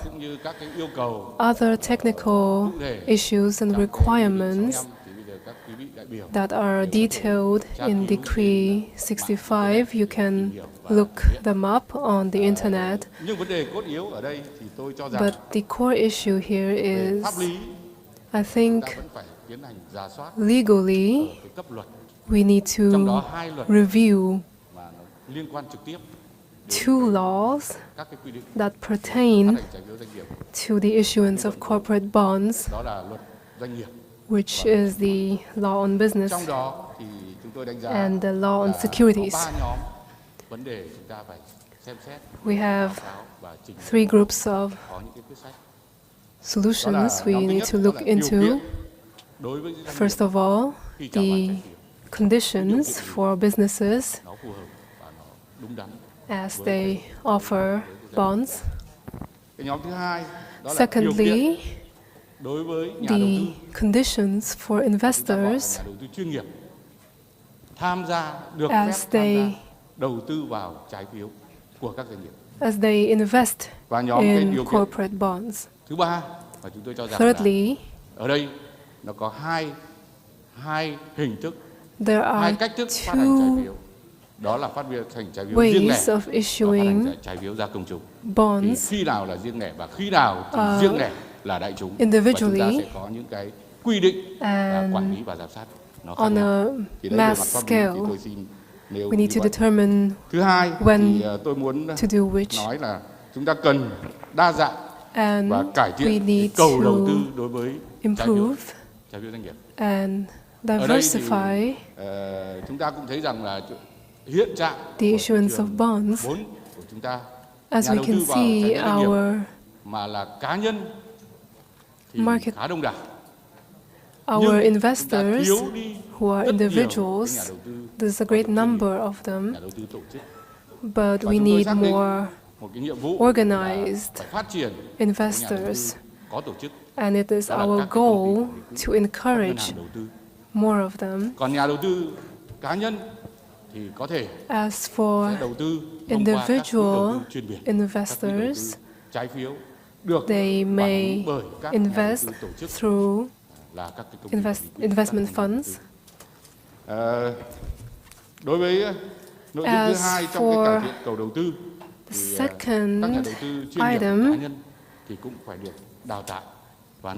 I believe that individual investors also need training in risk analysis of corporate bonds so that they may make decisions and take responsibilities for their investments to avoid the fact that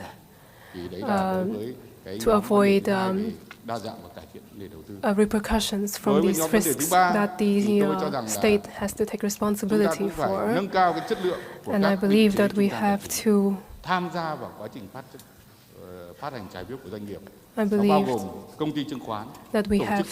improve the capacity of intermediary credit institutes.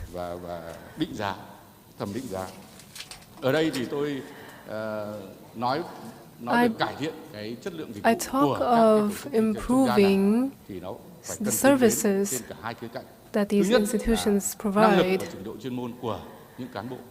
First of all, the capacity of the staff carrying out these services. Secondly, the ethics, as we see that there needs to be high ethics in these intermediary services, as there are many risks involved. The fourth group of solutions is to increase supervision in the corporate bond market. An important issue is to institutionalize and to clearly make clear the responsibilities of all parties involved. The corporates issuing, the investors, what are their responsibilities? Once we make clear of the respective responsibilities, then the implementation will be proper and avoid risks. In addition, competent authorities in their supervision, they have to strictly handle any violations detected in the market. We have hundreds of thousands of businesses. There are no agencies with enough resources to monitor all of them, but we have to detect and strictly handle cases of violations. It's a message for all participating in the market. I think it serves as a warning. A last group of solutions regarding information dissemination, as we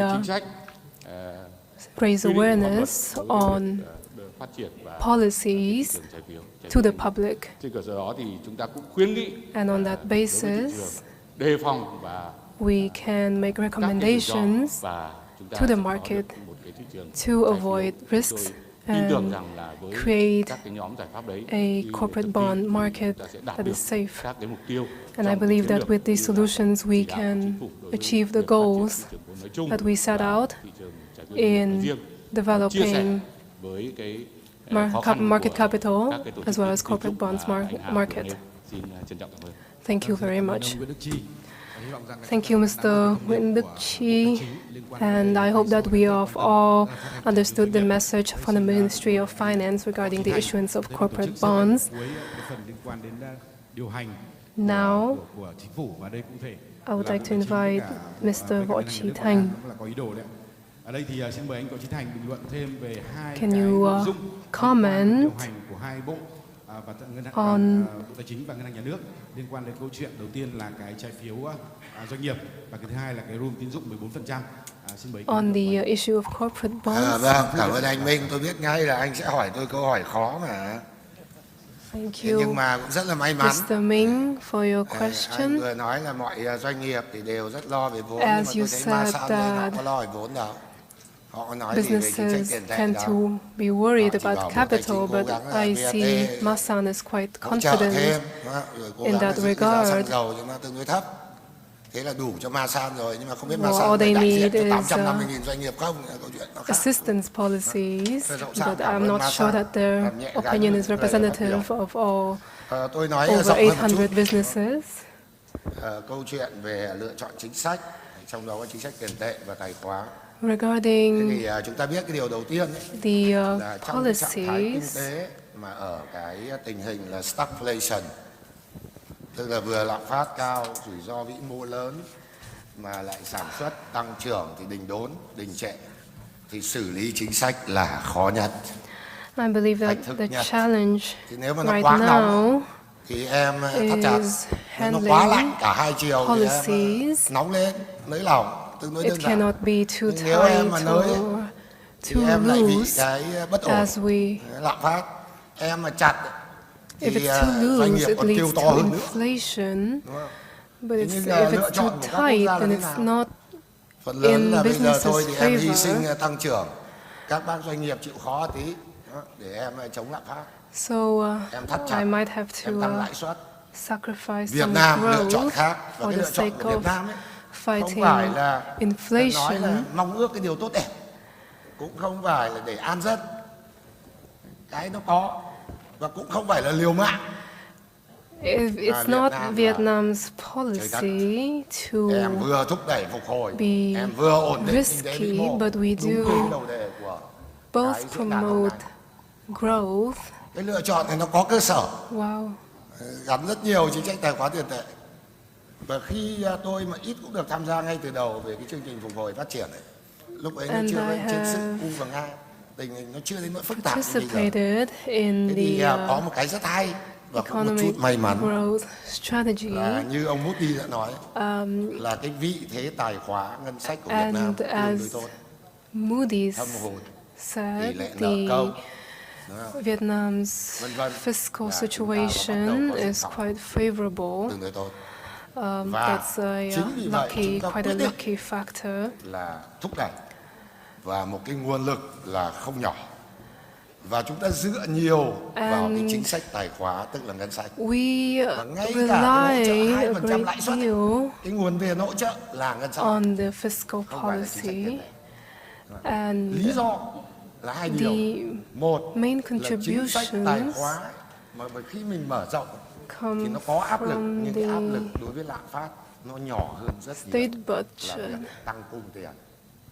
Cái thứ hai, dư địa cho chính sách tiền tệ nó không còn nhiều như chính sách tài khóa. Cho nên là tập trung vào nặng gánh về chính sách tài khóa thì tạo dư địa ít nhiều cho cái độ linh hoạt. If we focus on the fiscal policy, then we create opportunities to deal with risks currently. Cái trụ cột thứ 5 là tổ chức thực hiện và đánh giá rủi ro để hạn chế cái việc khi chúng ta tung four pillars we have a fifth. Đối với các cái ổn định kinh tế vĩ mô khác. Đấy là cái cách của chúng ta như vậy. Đến khi có cái cuộc chiến U thì đấy như tôi nói rất may. Tài khóa của chúng ta vẫn tương đối vững. Thu ngân sách 21 kể cả 8 tháng đầu năm nay tăng 19% vẫn là tương đối tốt. Và như vậy chúng ta vẫn tiếp tục cái cách and we have continued to loosen fiscally, but remaining cautious with the monetary policies. With our monetary policies, the State Bank has commented on this a great deal, and the flexibility will depend on the situation. There's a great deal to be examined here. In the immediate, the greatest pressure is the exchange rate. If we loosen further, the pressure on the exchange rate will be even greater.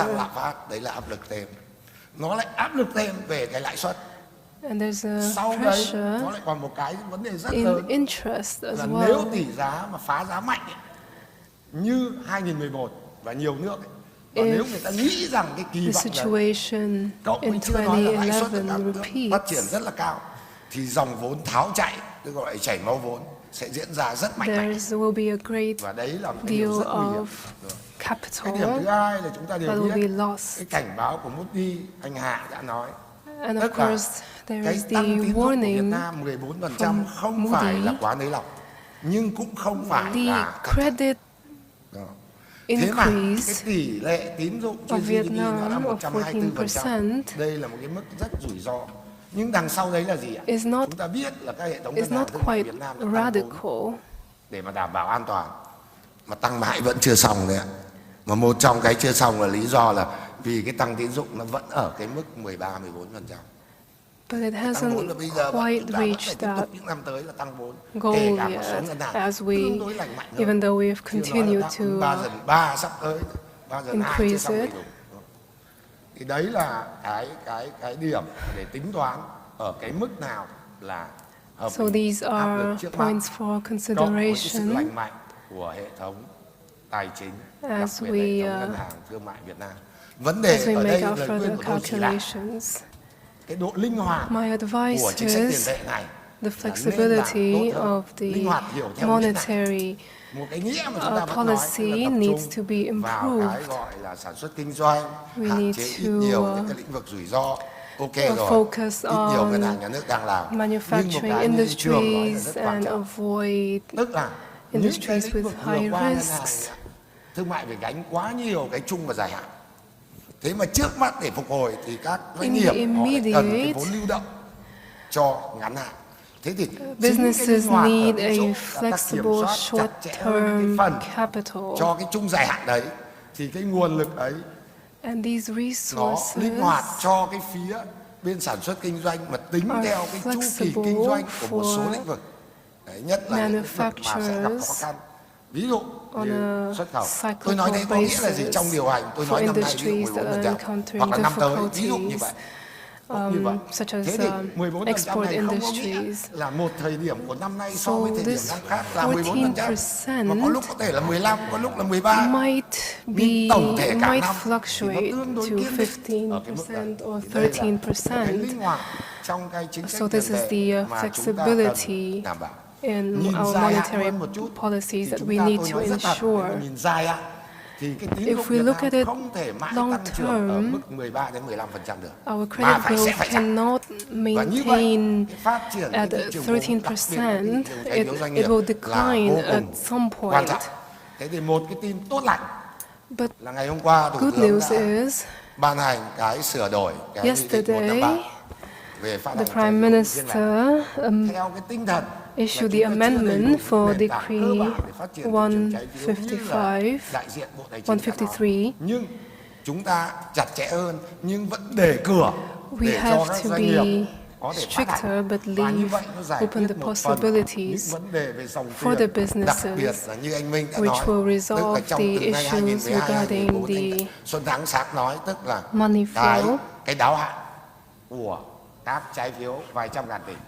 Thế thì cái cách chúng ta đang làm là như vậy. So these are the solutions that we are implementing. Điều chỉnh của cái 153 nó là một cái bước quá độ. First of all, the amendment of Decree 153 is a first step. Thế và với tất cả những cái tinh thần như vậy, and with all of this, lastly, I would just like to say that Vietnam this year and in the next year we will, even if we face challenges, we will be committed to these two objectives. This year we're recovering, the pressure on the businesses is great, but we will recover and stabilize. All of the processes and the legal documents up until July and August that have been delayed and postponed have now been completed. So the assistance for businesses in accordance with the recovery plans will be accelerated in the fourth quarter of 2022 as well as in 2023. As we know, the interest assistance of 20% is rather delayed right now, but the National Assembly will continue to work to resolve these issues in order to promote, strengthen recovery and growth, and also create potential just enough for a flexible monetary policy.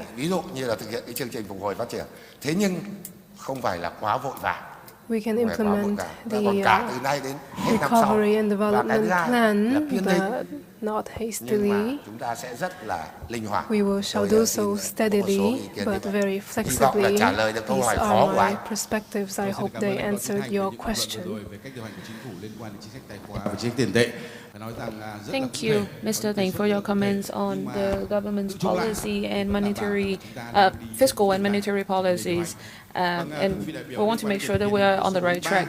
Related to the implementation of Resolution 43, besides economic targets, we also have social targets, as reflected on the name of the forum. May I invite Mr. Weidenka Felix, expert on youth employment from ILO Regional Office. Can you tell us about the trends in the labor market of youth employment in the recovery and recommendations for Vietnam? Thank you, Excellencies, Chair, distinguished panelists and participants. It's a privilege for the ILO to join you today. The ILO has a long-standing commitment with the government of Vietnam and social partners to promote productive employment and decent work for all. The role of youth in contributing to inclusive economic growth and employment is key in the recovery, especially in an aging society. So let me share a few points. Young women and men in Vietnam, but actually across Asia and the Pacific, have been severely and disproportionately affected across several dimensions by the COVID-19 crisis. First, by the disruptions to education, training, and work-based learning. Second, by the increased difficulties for young job seekers and new labor market entrants. And third, by the job and income losses, along with deteriorating quality of employment. And as those supply and demand side shocks come together, we've seen increasing evidence also on the impact on mental health and aspirations of youth. Now, the latest ILO estimates on the global COVID-19 recovery show that the recovery remains fragile. The recovery of global working hours in early 2022 has stalled, with the risk posed by the supply chain disruptions, financial distress, and geopolitical tensions. And while Vietnam and other countries in the region have an impressive record on structural transformation to shape the sectoral employment outlook for youth, more targeted investments are needed to sustain those efforts. The youth employment deficit in Southeast Asia and the Pacific in 2021 relative to 2019 was estimated at 5% and is projected to show little recovery in 2022. Overall, we've seen a divergence in youth employment recovery between the low, middle, and high-income countries, and even further inequalities within countries. The crisis also exacerbated the pre-existing labor market vulnerabilities in Vietnam. Youth were and continue to be more likely to be unemployed than adults. And while Vietnam has a high female labor force participation rate, gender gaps persist in employment quality, in earnings, and in decision-making leadership jobs.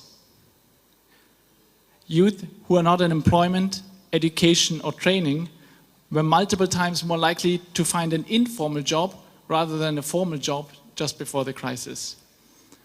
The COVID-19 crisis also had an uneven impact on wages of young workers, of informal workers, and for workers with lower education. Labor market indicators such as a relatively moderate unemployment rate should of course be interpreted with caution. If we look at data from a longitudinal Young Life study in Vietnam, it showed us that young people's work resilience to the COVID-19 crisis to remain employed seems to have been more driven by the need to work rather than their capacity. That means young workers have been able to keep their job, but at the cost of accepting a worse paid job or lower earnings. In Vietnam, labor market data for the second quarter of 2022 from the General Statistics Office show a recovery momentum, with declines in the youth unemployment rate of the quarter and a number of youth not in employment, education, or training. Yet, there are still 1.5 million young people who are not in education, employment, or training according to the GSO. This is a concern because it means they're neither gaining experience in the labor market, nor are they receiving an income from work, nor enhancing their education and skills. So Vietnam and economies across the region are at a critical juncture in this regard. The recovery policies also need to address these underlying pre-existing vulnerabilities to prevent deeper economic and social scars and promote a better future of work for young people. Allow me to highlight 5 points for consideration. First, a better functioning labor market that creates quality jobs, allowing for a virtuous cycle between productivity and decent work. As mentioned before, this requires a continued tailored macroeconomic support to assist enterprises, boost labor demand, and also support the labor market transitions of young people. To have that desired impact, prioritizing youth employment as part of the Vietnam Socio-Economic Development Strategy to sustain its focus may be considered. The experience of countries that have successfully supported youth throughout the crisis has taught us that the pre-crisis strength of their national youth employment support systems and their labor market institutions has played a key role. Now is the time to further strengthen these support systems and institutions to build resilience for future shocks in Vietnam. This needs to be built on the respect for fundamental principles and rights at work, as well as other labor market standards. An agile labor market system, along with career development support and employment services, is also needed to complement this integrated approach. Second, building on the progress made through structural transformation in Vietnam, investments in transformative changes to the economy and creation of decent jobs are needed, taking into account climate change and technologies. Rising levels of education attainment among youth in Vietnam are not sufficient to ensure rising incomes and improved job quality. The macroeconomic metric modeling of scenarios in the ILO's latest global employment trends for youth suggests that the big sectoral push in green, digital, and care economies could create an additional net 16 million jobs for young people aged 15 to 29 in Asia Pacific by 2030, relative to a business-as-usual scenario, while also setting economies on the path towards greater sustainability, inclusiveness, and resilience. This is a reference to the employment potential of the digital and green transformation mentioned earlier by previous speakers. Third, adopting supportive labor market policies and promoting skills development. Of course, skills are a driver of economic transformation and productivity. And having effective skills anticipation is needed to direct reskilling and upskilling efforts. But further investments are needed in the capabilities of young people to open up pathways to increase labor productivity and decent work, including for youth in low-paid jobs and with lower levels of education. Another way to promote the creation of jobs for young people and to accelerate also the transition to formal employment are well-designed incentives for businesses and employment services. And fourth, policies also need to address the youth-specific vulnerabilities. This may be addressed in gender-responsive policies as part of the employment law to tackle the diverse challenges encountered by different groups of young people, from disadvantaged youth to highly educated youth. And finally, an inclusive recovery and better future of work also benefits from active and meaningful engagement of young people themselves in shaping these policies. In this regard, social dialogue with employers and workers' organizations continues to be essential. So to conclude, the ILO stands ready to work closely with the government of Vietnam and employers and workers' organizations in shaping the human-centered recovery and better future of work. Thank you. Xin được cảm ơn ông Wayne Caffey, đại diện cho tổ chức lao động quốc tế ILO với những khuyến nghị cho chính phủ Việt Nam. Thank you, ILO representative, for your recommendations on post-pandemic recovery for youth employment.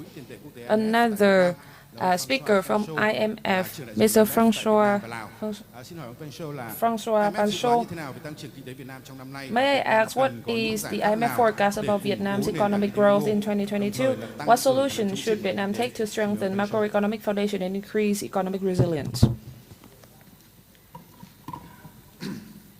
Dear Mr. Wei, National Assembly leaders, leaders of the government, colleagues and friends, it's a great pleasure to participate in this important forum.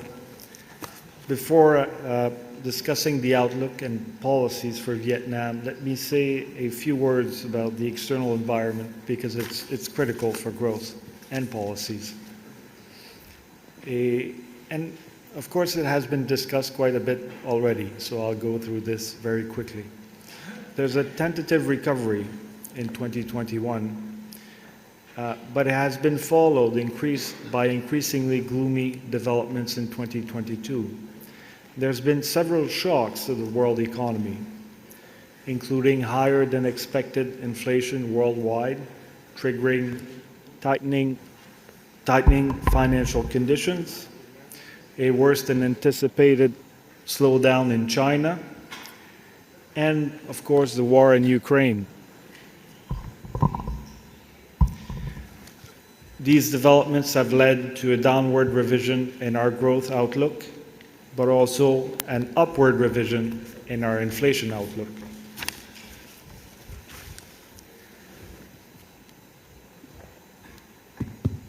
Can you hear me? So basically, in terms of Vietnam's external environment, we see slower external demand, higher inflation, and tighter financial conditions. And the risks to the outlook are overwhelmingly tilted to the downside. So with that in mind, let me say a few words about Vietnam. This year we saw a swift economic rebound. So accordingly, in July, we raised our growth forecast for Vietnam to 7% for 2022, lifting it by a full percentage point compared to our April forecast, and the only significant upward revision among major Asian economies.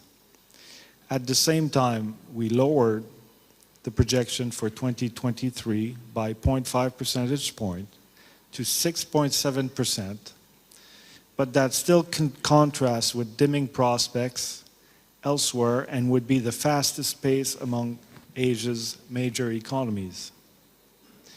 Vietnam's inflation pressures have been mostly limited to fuel and related services like transport. Average consumer prices for the first 8 months of 2022 has been 2.2%, but subdued compared to other countries, reflecting lower environmental taxes, subdued food inflation, and a relatively stable exchange rate.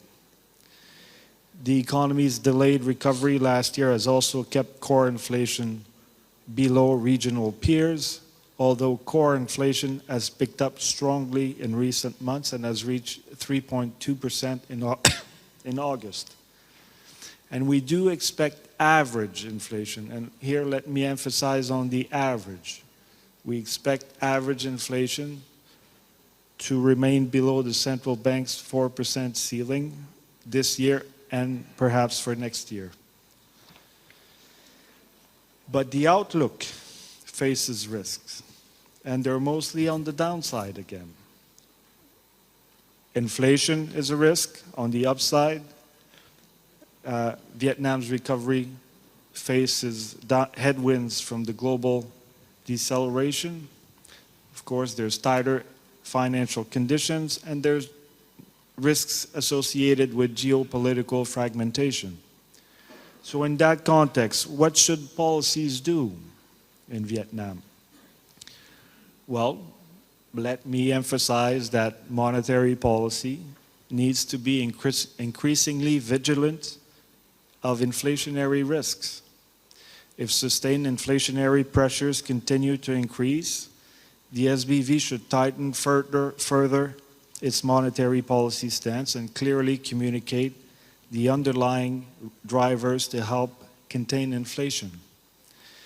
And to be as effective as possible, the SBV's use of current monetary policy tools, such as interest rates, credit growth ceilings, and FX interventions should be consistent. For example, Vietnam's exchange rate has depreciated less than in other countries in the region, as the SBV sold FX reserves to maintain exchange rate stability and limit inflationary pressures. But the SBV also allowed short-term domestic interest rates to increase. And both of these are consistent with monetary policy focused on curtailing inflation. In this context, raising credit growth ceilings to support growth would not be consistent with current exchange rate and interest rate policies. But furthermore, it would be difficult to claw back. On the fiscal side, fiscal policy should be agile, in particular if downside risks materialize in the face of inflationary pressures. Fiscal policy should play a stronger role without recourse to additional monetary policy support, and importantly, more targeted fiscal support for vulnerable households and firms could help alleviate the trade-offs that the SBV would face from implementing broad-based monetary policies that can run against its currency and price stability objectives. Of course, the SBV should continue to address bad loans in the banking system and closely monitor for potential risks in the real estate markets to safeguard financial stability. As you know, Vietnam credit to GDP ratio stood at 125% in 2021 and is among the top 20% highest ratio in the world. At the same time, Vietnam's ratio is broadly in line with peers in the region and actually lower than the ratio in Cambodia, Singapore, Thailand, Malaysia, and China, which lies between 130 and 180%. But what's important to note is that other countries also have typically higher capital buffers. And furthermore, research has found that increasing credit to GDP above a certain threshold, so roughly 100%, may increase negative risks to macroeconomic stability and growth. Going forward, the SBV should keep on enhancing banking system resilience by raising capital, improving risk management in banks, strengthening the macroprudential framework, and Vietnam should continue to help to deepen its capital markets while managing the risks. My last point is we've talked a lot about fiscal and monetary and maybe financial policies to support growth, but structural policies are there too. And so that's my final point, that decisive structural reforms are needed in Vietnam, and they can help support growth. The business climate should be improved by creating a level playing field for finance and land access, and reducing the regulatory burden, especially on SMEs and young firms. And then efforts are needed to improve governance and the quality of the labor force and reduce skill mismatches. Thank you. Vâng, xin cảm ơn ông Fiscal Potential, trưởng đại diện của IMF tại Việt Nam. Xin cảm ơn những cái đánh giá rất là lạc quan về triển vọng kinh tế Việt Nam. I thank you for your positive evaluation of Vietnam's prospect and your recommendations for SBV. Since we are running out of time, may I invite another intervention by Mr. Nguyễn Quốc Hiệp, President of Vietnam Association of Construction Contractors. You have 3 minutes. His Excellency. Diễn đàn. Tôi với giác độ là Hiệp hội Nhà thầu xây dựng Việt Nam xin có một vài ý kiến được đóng góp cho diễn đàn. Có thể nói là trong cái cơ cấu nền kinh tế của chúng ta hiện nay, thì ngành xây dựng and the construction sector is contributing around 12% to the GDP, and over the last 20 years we have tried a lot to contribute to the socio-economic development in Vietnam.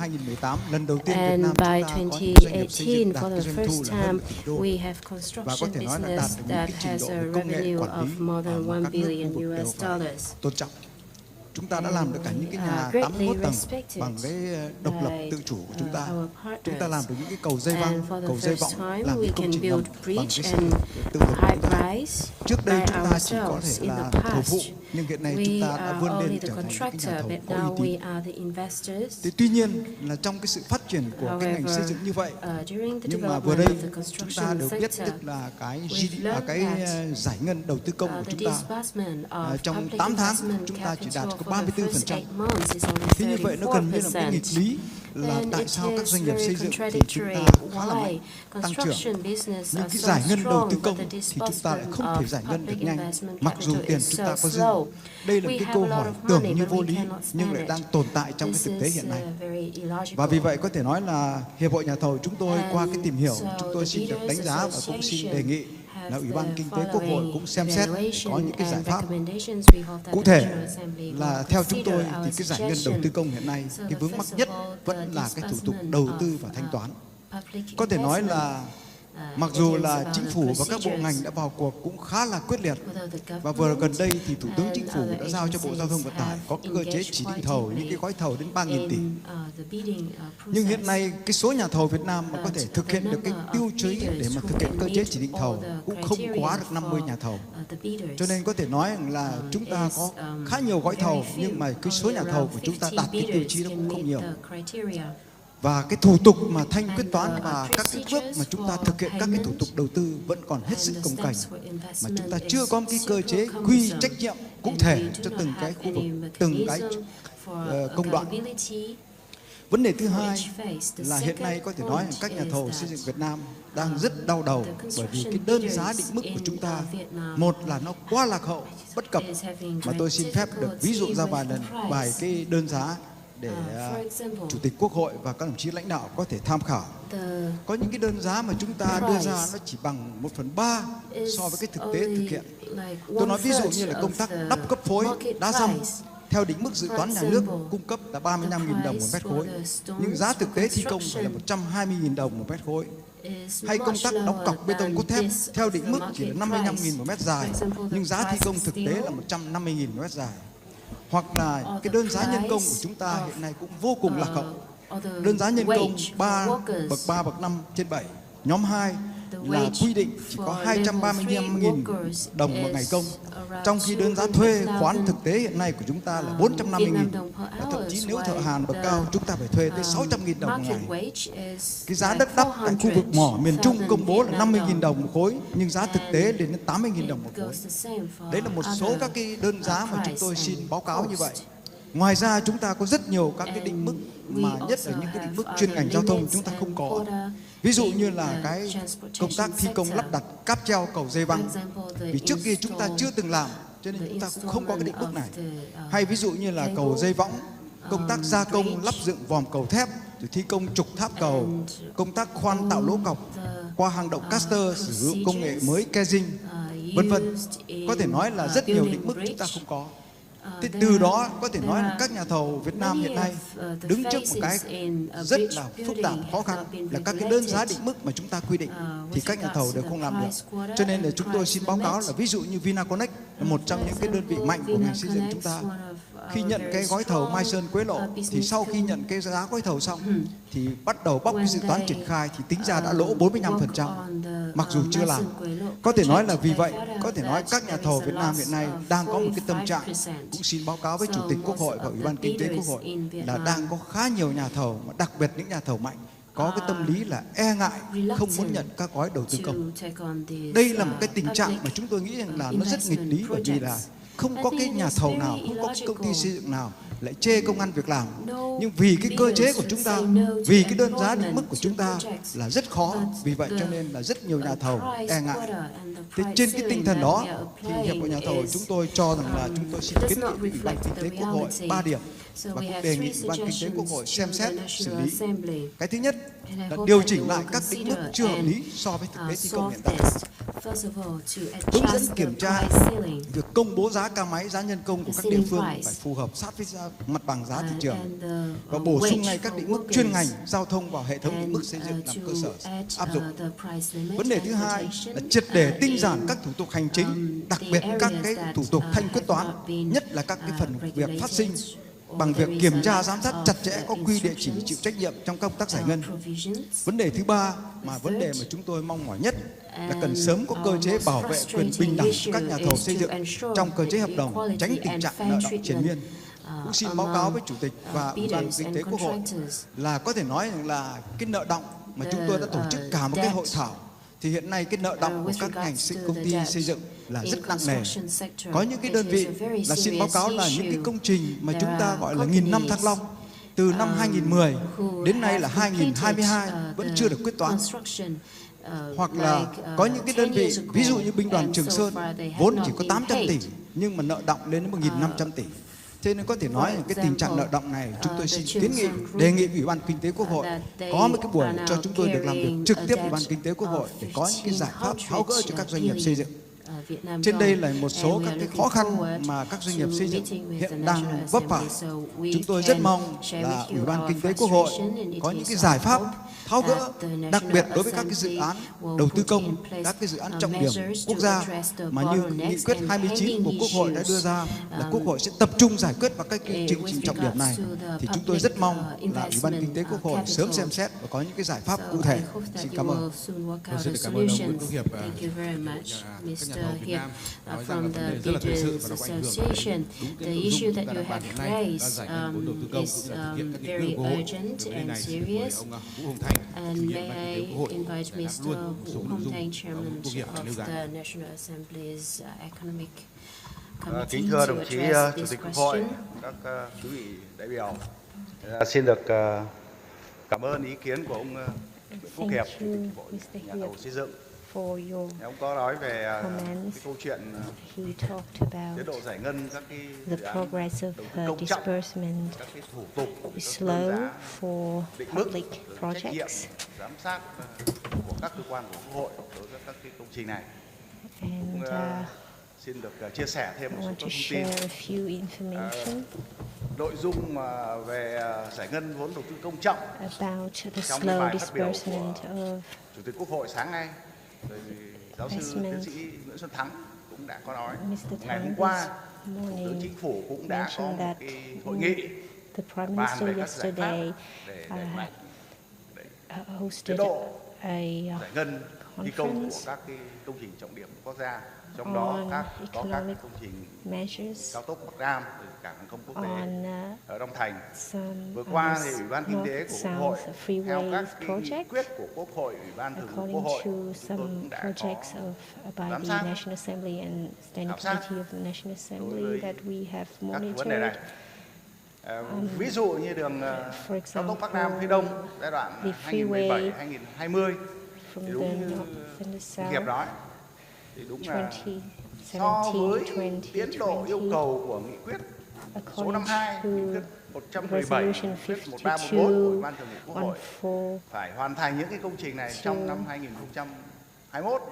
2021 is the time to complete this project, but the site clearance còn hơn 200 mét, still have more than 200 meters kỹ thuật, đường điện, of land has not been cleared to be khối lượng mới đạt khoảng handed over to the 5,6% bidding company, to the bidder.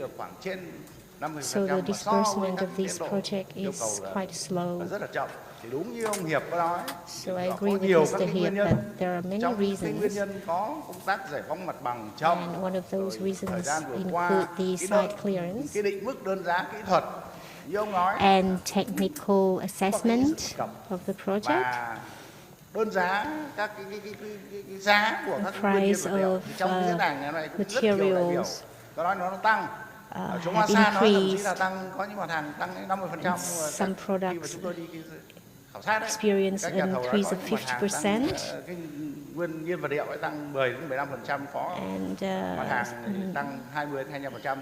10 to 20%, or even higher. So the Ministry of Transport will gather information and have full assessment on this issue. Cái đất đắp cũng là cái bài toán mà rất là vướng mắc.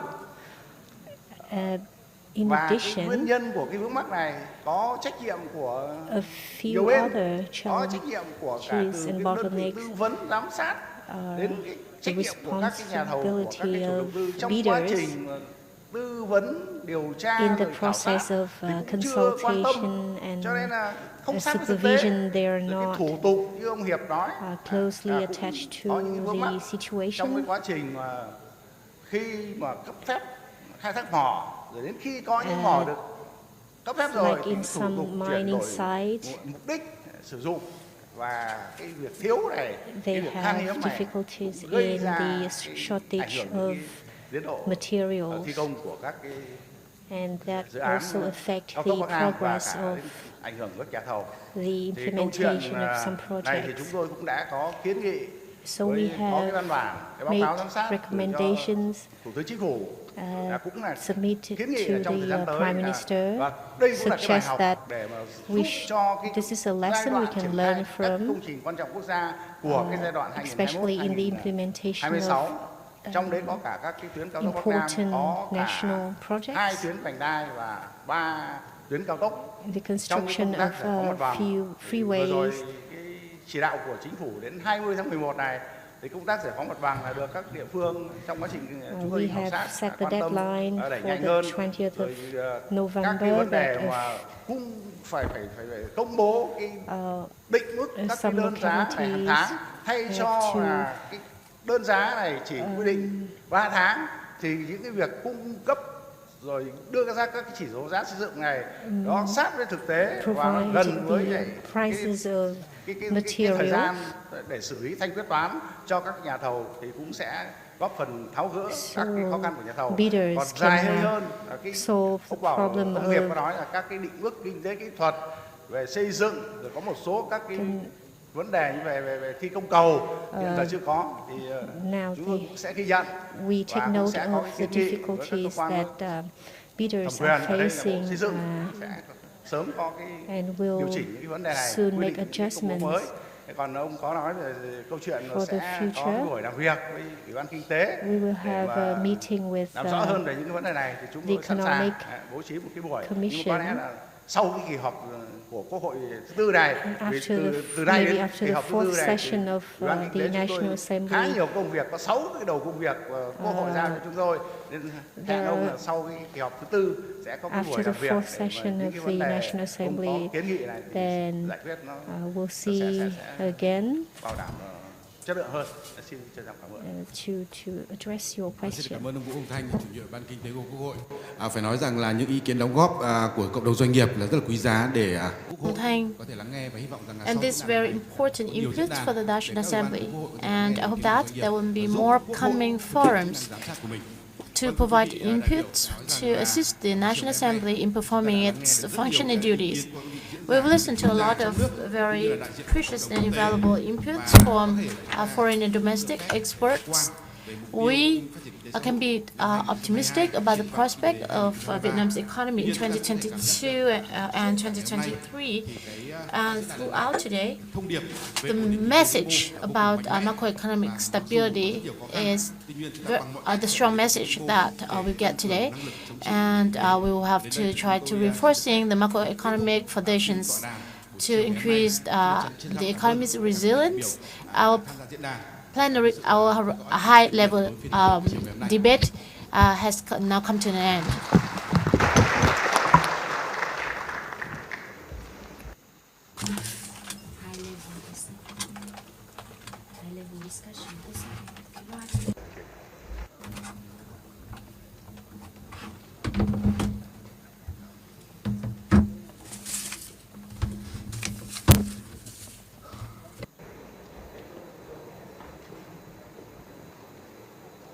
Dạ vâng, kính thưa Chủ tịch Quốc hội Vương Đình Huệ, thưa các quý vị đại biểu. As President of the National Assembly, the Vietnam Socio-Economic Forum 2022, reinforcing the macroeconomic foundations and promoting sustainable recovery and development,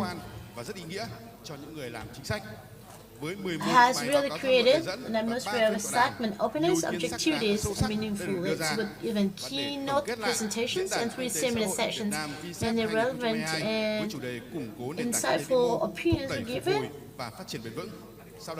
And now, I would like to take the honor to invite the President of the National Assembly, Vương Đình Huệ, to deliver the closing remarks.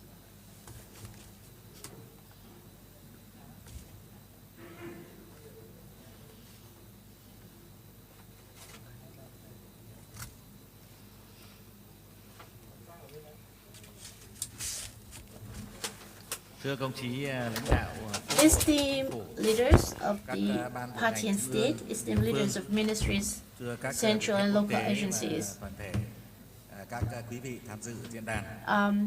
distinguished guests, and all of you. After an intensive working day with a great sense of responsibility, our forum has come to an end. We have a plenary session, high-level discussion, and 2 thematic sessions with the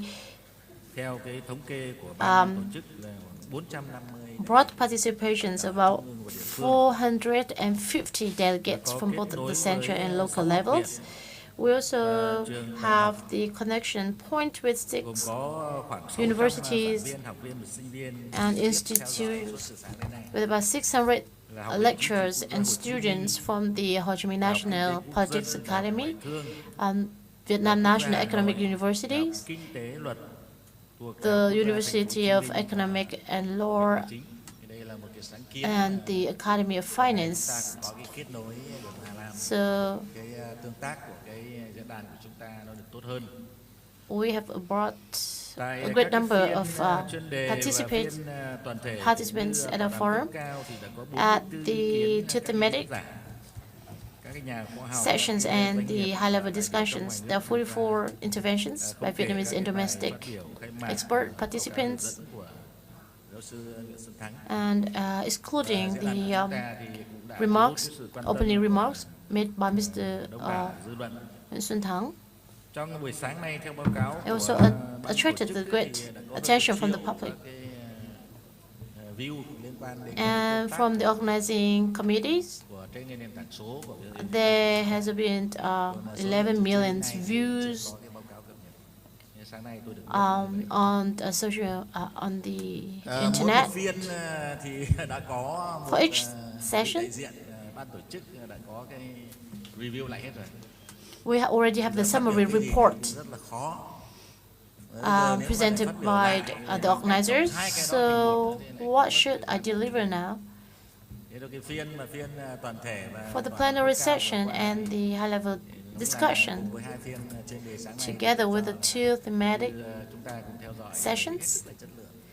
They are very good, high quality, as summarized by Mr. Minh.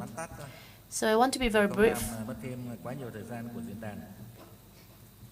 so that I won't keep you be here for so long. After this forum, we will have the compilations of all the presentations in the forum book to circulate to all the governments and the parties, agencies, to provide the inputs for the formulations of all the policies, laws for both medium and long term.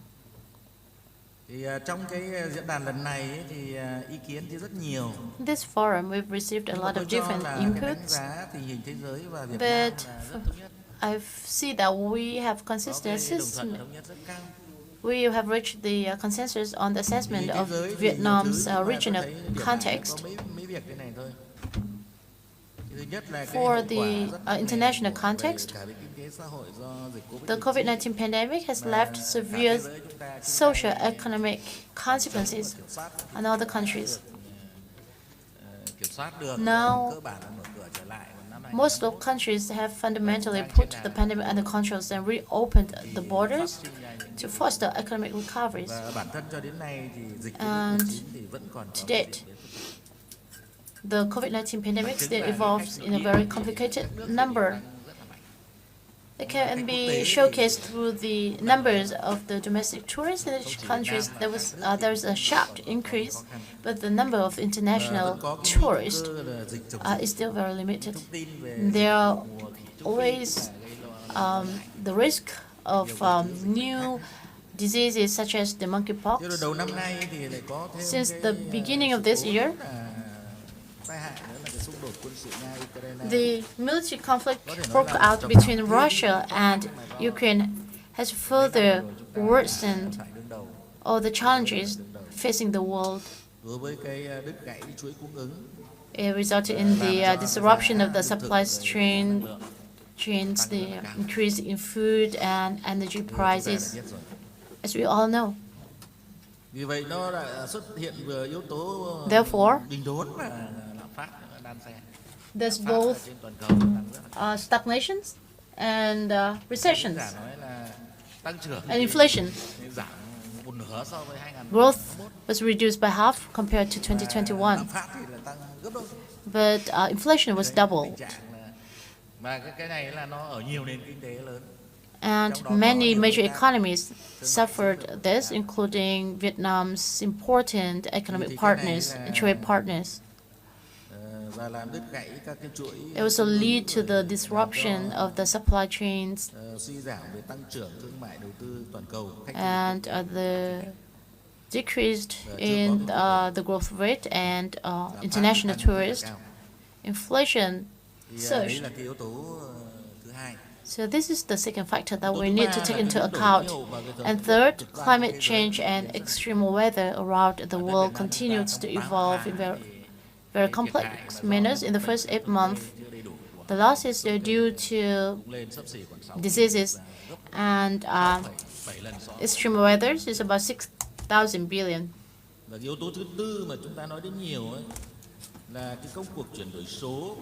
Trillion.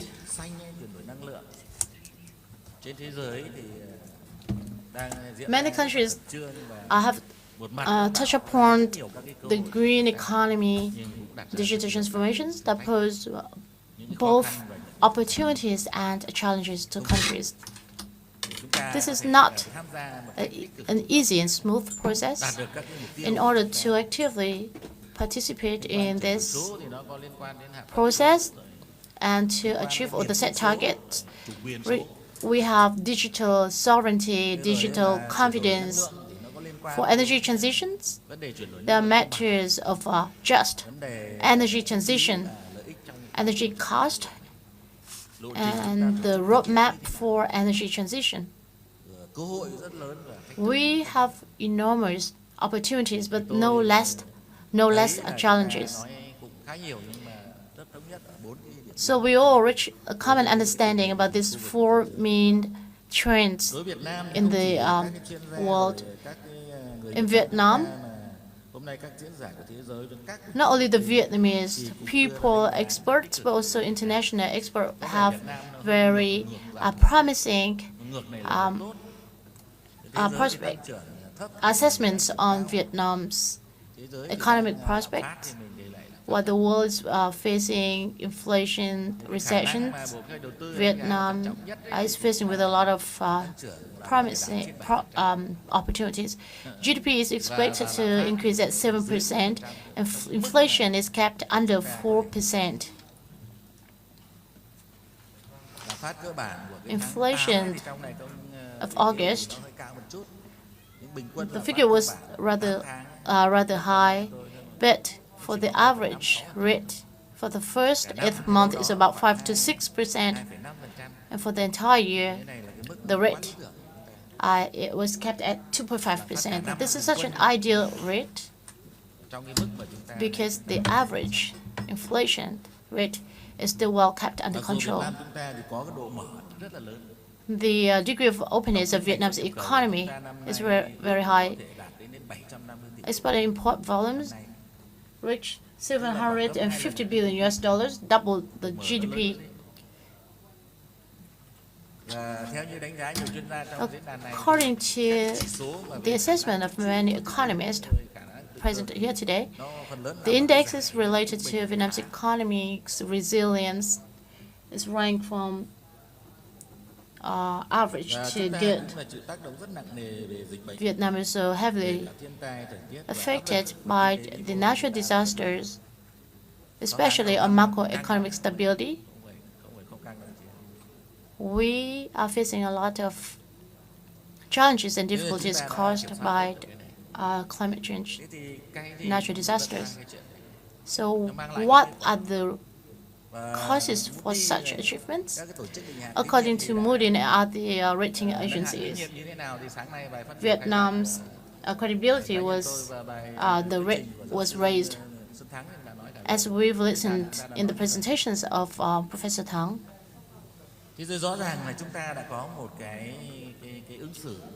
Vietnam have conducted good analysis and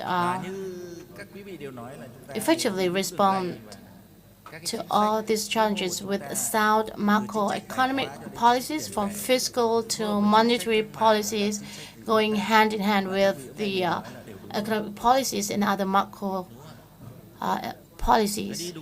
You are going on the right path.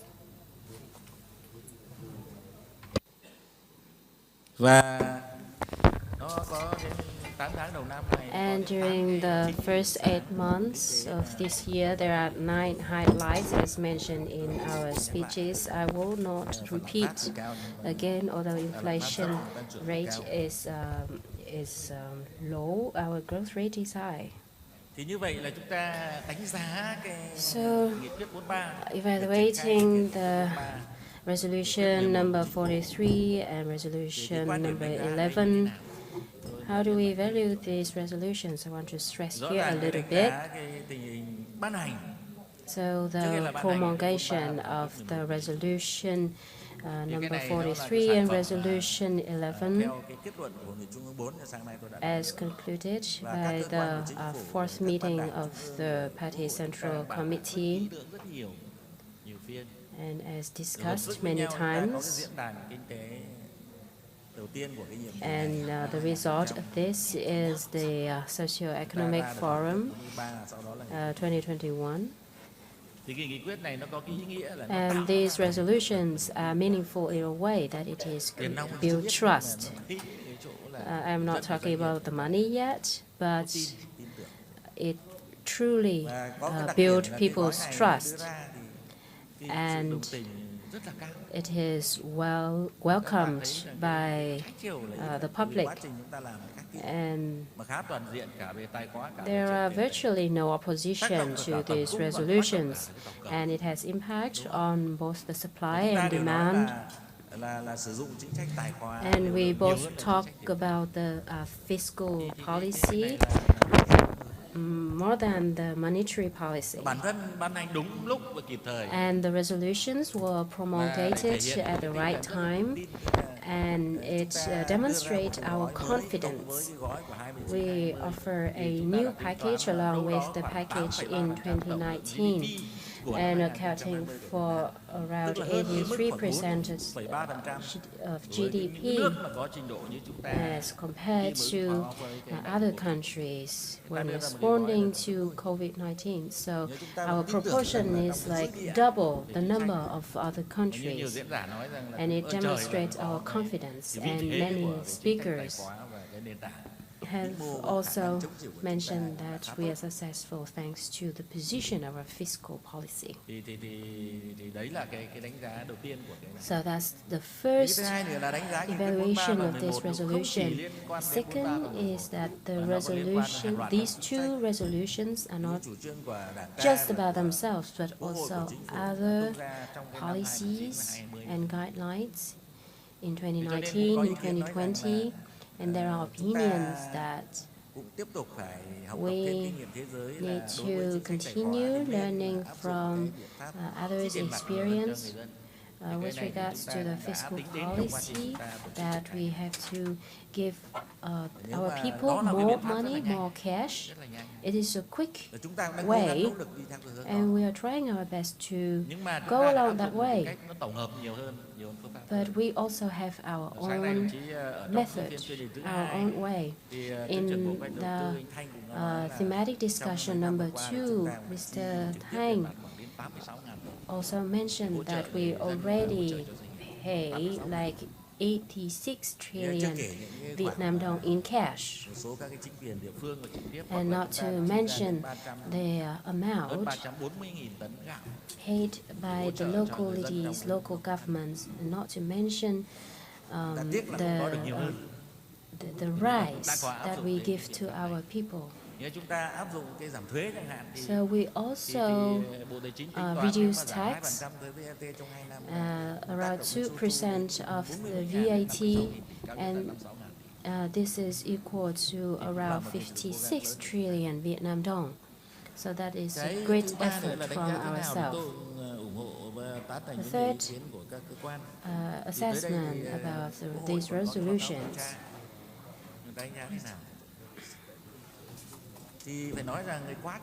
And as we implement these resolutions, I must say that we have been very active. Mr. Võ Chí Thành said that it's great that we have in place all the policies. Of course, the implementation of some documents are slow, but it is going on, and that's what matters. And the Vice Minister of Planning and Investment and the Prime Minister also told me that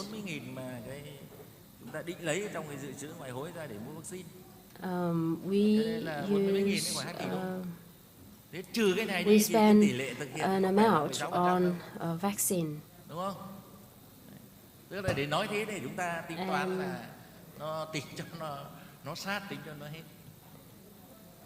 This must be taken into consideration.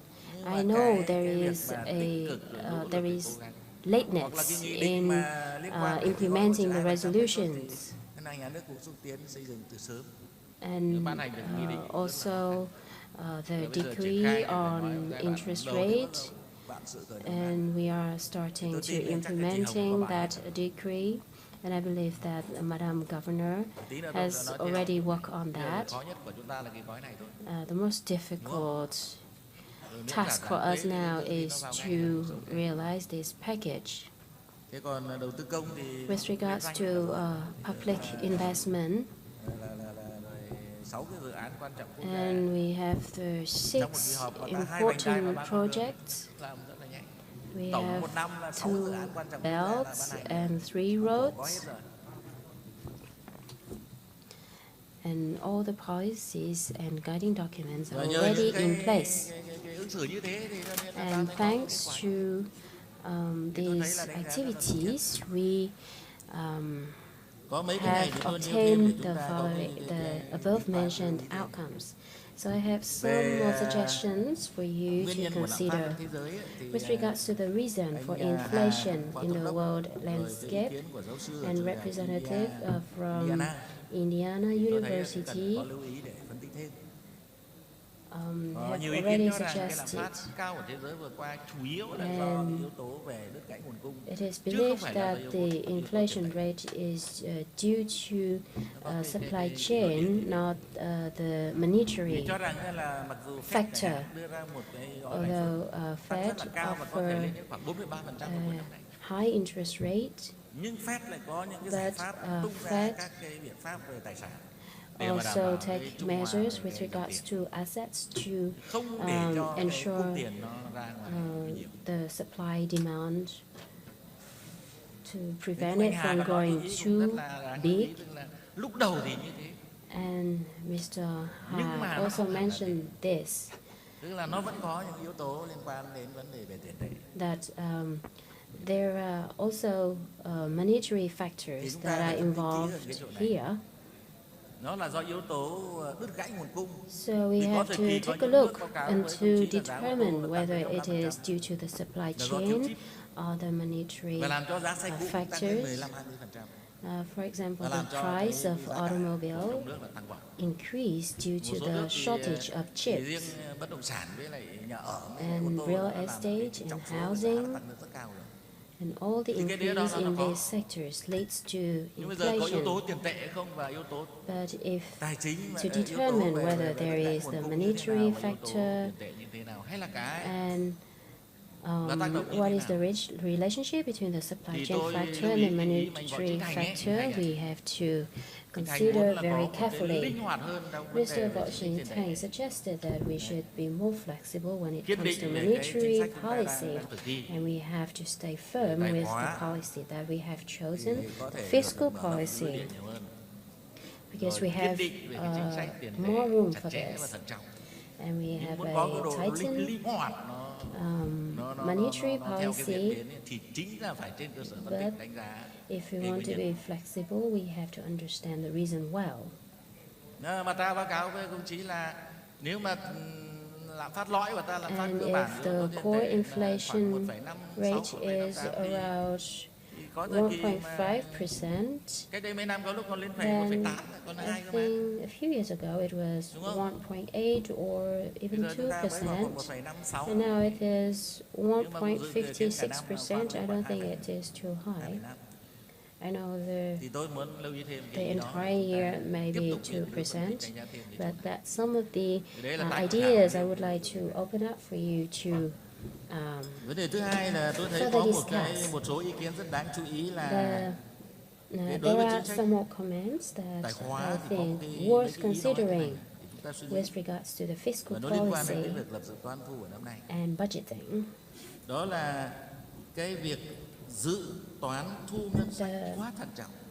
I think we are being too cautious in budgeting, and we narrow the room for our fiscal policy. So people usually say increase the collection so that we can increase our expenditure. But the spending comes after the collection. If we have a proper budgeting, then we can be more flexible in our fiscal policy and space.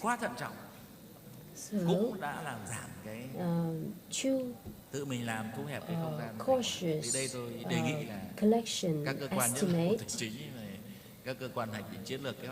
might limit ourselves. And I suggest that you consider or study these points. So I think these are the main points. Others have already been discussed in depth. with regards to the credit room, I think during the Q&A session at the National Assembly, we have already addressed this question. We are different to other countries. We cannot be hiring here.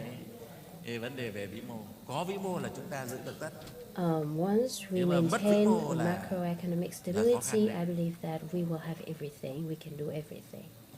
So we have to persist with the macroeconomic stability, and maintaining the stability means that we are keeping our business, we are saving our banks. And the story is not just about the total credit room. It is also about the credit structure. We all agree that we have to work out the total credit. Of course, we have to be flexible, as our speakers have suggested. The credit structure is also very important. Where are our capital flowing to? Để chúng ta đưa vốn vào được những cái khu vực kinh tế thực, we have to make sure that we realize with results our interest rate package of 2%. 10% là nền kinh tế mũi nhọn rồi. Chúng ta du lịch chúng ta đang phấn đấu 10% để xây dựng cái đóng góp. For tourism sector, we are aiming at 10%. And for the construction sector, we are aiming at 12%. So where do we get all the capital to have this? And the banks do not want to loan to lend the business, and the business don't want to get the loans. So how can we address this? Mà cũng là hỗ trợ lãi suất. Thế tại sao trước đây mỗi năm là cấp hỗ trợ lãi suất cho ngân hàng nông nghiệp khoảng một vài nghìn tỷ đồng để tiền cấp hỗ trợ lãi suất mà người ta vẫn giải ngân được? Interest support, thế tại sao chúng ta lại bảo sợ giải ngân, với lại sợ đi vay và sợ không muốn vay và không muốn cho vay? So why the question of disbursement is raised today, this year? Bằng chứng là ngân hàng chính sách là đấy, and the tổng bây giờ chỉ có khó khăn cho ngân hàng chính sách là bây giờ làm sao đó mà có cái huy động trái phiếu đủ để cho cấp có cái hạn mức cho người ta thôi. Chứ còn các tỉnh bây giờ đều rất muốn là có tiền.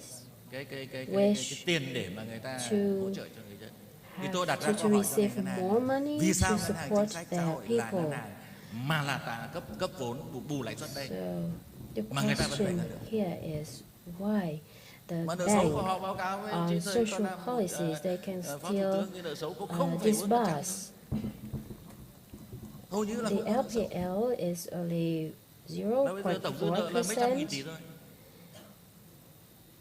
And if the bank can do that, why can commercial banks do so? Tại sao ngân hàng nông nghiệp phát triển nông thôn người ta mỗi năm là cũng phải bỏ ra ngân sách là mấy nghìn tỷ để cho người ta là cho vay hỗ trợ lãi suất mà chúng ta lại kêu chúng ta không hỗ trợ some trillion Vietnam dong to support the interest rate? Why can we do so? So please work more on this. So we have to care about the structure of the credit too. We will not lower the credit standard. Và bản thân các tổ chức tín dụng thì chúng tôi đã nói rất nhiều rồi. Nếu mà tổ chức tín dụng chỉ nhắm vào sống tín dụng, if the credit institution just care about credit, they will not stay long. They will have to expand their services, and especially the non-credit services. You see, fintech is booming, so you have to make the most of this. Many banks are focusing too much on credit, and that's why they are experiencing a lot of difficulties. So we have to deal with weak banks and strengthen their capacity, especially commercial banks or banks with the state capital. So this policy is in place for a long time. So we have to work out the problem here. Một cái nội dung nữa là vấn đề liên quan đến các thị Another trường. item related to the markets, chứng khoán, the stock, là thị trường trái phiếu, cổ phiếu, securities, bonds, corporate bonds, rồi thị trường trái phiếu chính phủ, government bonds market, monetary market we've touched upon earlier, real estate market, kể cả các thị trường hàng hóa dịch vụ, thì tất cả even the markets for goods, commodities. They are also the vessels, the backbones of the economy. We have to ensure their sustainable development.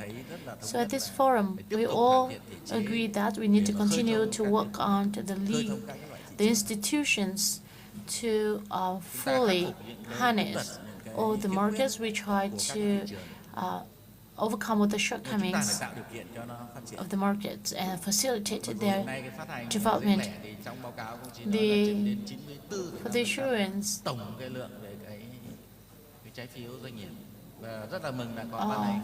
of the bonds, we have Decree 65, replacing Decree 153.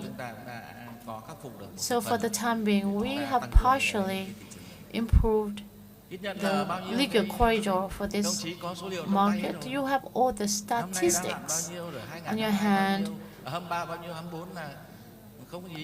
the maturity of all these bonds. You already have all the numbers, the statistics. I see that. So I'm very glad that we reached the consensus on concerning all the markets. We have to integrate, have to access to the international markets so that we can create the favorable conditions for foreign investors to invest in Vietnam. Besides the short-term goals, we have to focus on long-term goals. So this leads to the restructuring of the economy. We have the policy line from the government, the resolutions from the national assemblies, that it have to be compatible to the socio-economic development strategies of Vietnam. We have to continue to nurture this aspiration despite all the challenges, but we set a clear goal that in celebrations of the 100th anniversary of both of the countries in 2045, we already set the long-term goals by 2045. So I'm pleased to note that despite all the challenges, the difficulties, all of us agree to strive for this long-term target. We also understand the importance of continuing to improve the legal system, the institutions, particular or the law. Tomorrow, the Standing Committee of the National Assembly will have a 5-day working session to review the law. In preparation of the 4th meeting of the National Assembly, in the previous session, we spent 4 days on legal issues, on legal matters. And this time, for the first time, we will provide the input on the draft land law. We are talking about reinforcing the macroeconomic foundations. Then why there's a separate thematic discussion on land-related policies? But this is very important because we cannot just look into the short-term and medium-term but forget the long-term goals. And in this connection, we also have to consider amending, revising, or other relevant laws such as the business law, real estate law, among others. For digital transformation, energy transformations, we will still have to step up our efforts and come up with concrete action. And finally, I see that speakers also touched upon planning. nay thì chúng ta đang trông chờ cái quy hoạch tổng thể quốc gia. We are now all waiting for the master planning and the continued implementation of the land use planning and program and the regional planning. At the central level, we actively organize the regional conferences. We have the Central Highland and the Southwest of Vietnam. And two other regions is the Mekong Delta and the central and south part of Vietnam. By the end of this year, there will be 2 regional resolutions and 4 regional conferences to be held. We talk a lot about regional integration, regional linkages, regional plannings, and the necessity to soon issue PDP 8. But to that end, we have been able to have in place the regional planning. So I see that this issue has been touched upon at our forum today, and we need to continue to step up administrative reform and improve the business climate to launch the monetary and fiscal support packages. We should strive to simplify all the procedures to enhance the investment environment and the competitiveness, the resilience of the economy, so that we can have an independent, self-reliant economy. This is the strong message that we would like to convey to all of you. And I'm pleased to see that we have achieved our set targets for this forum. Once again, on behalf of the National Assembly and relevant agencies,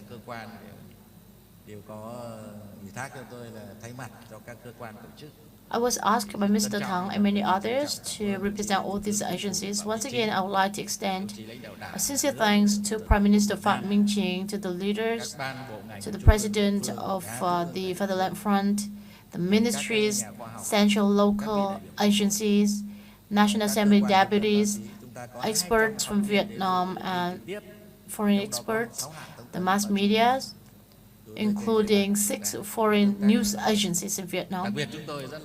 And particularly, I would like to thank all the all excellencies ambassadors, chief representative of international organizations, international experts, for your contribution to the success of our forum. I very much look forward to welcoming you on the annual Socio-Economic Forum next year. Thank you for your participation. Như vậy là tôi nói nó không quá dài. Nếu theo cái bài mà các ông chí chuẩn bị thì có khi I was not too long, but if I follow the speech prepared for me, I think we will stay here until 7 o'clock. Once again, thank you very much.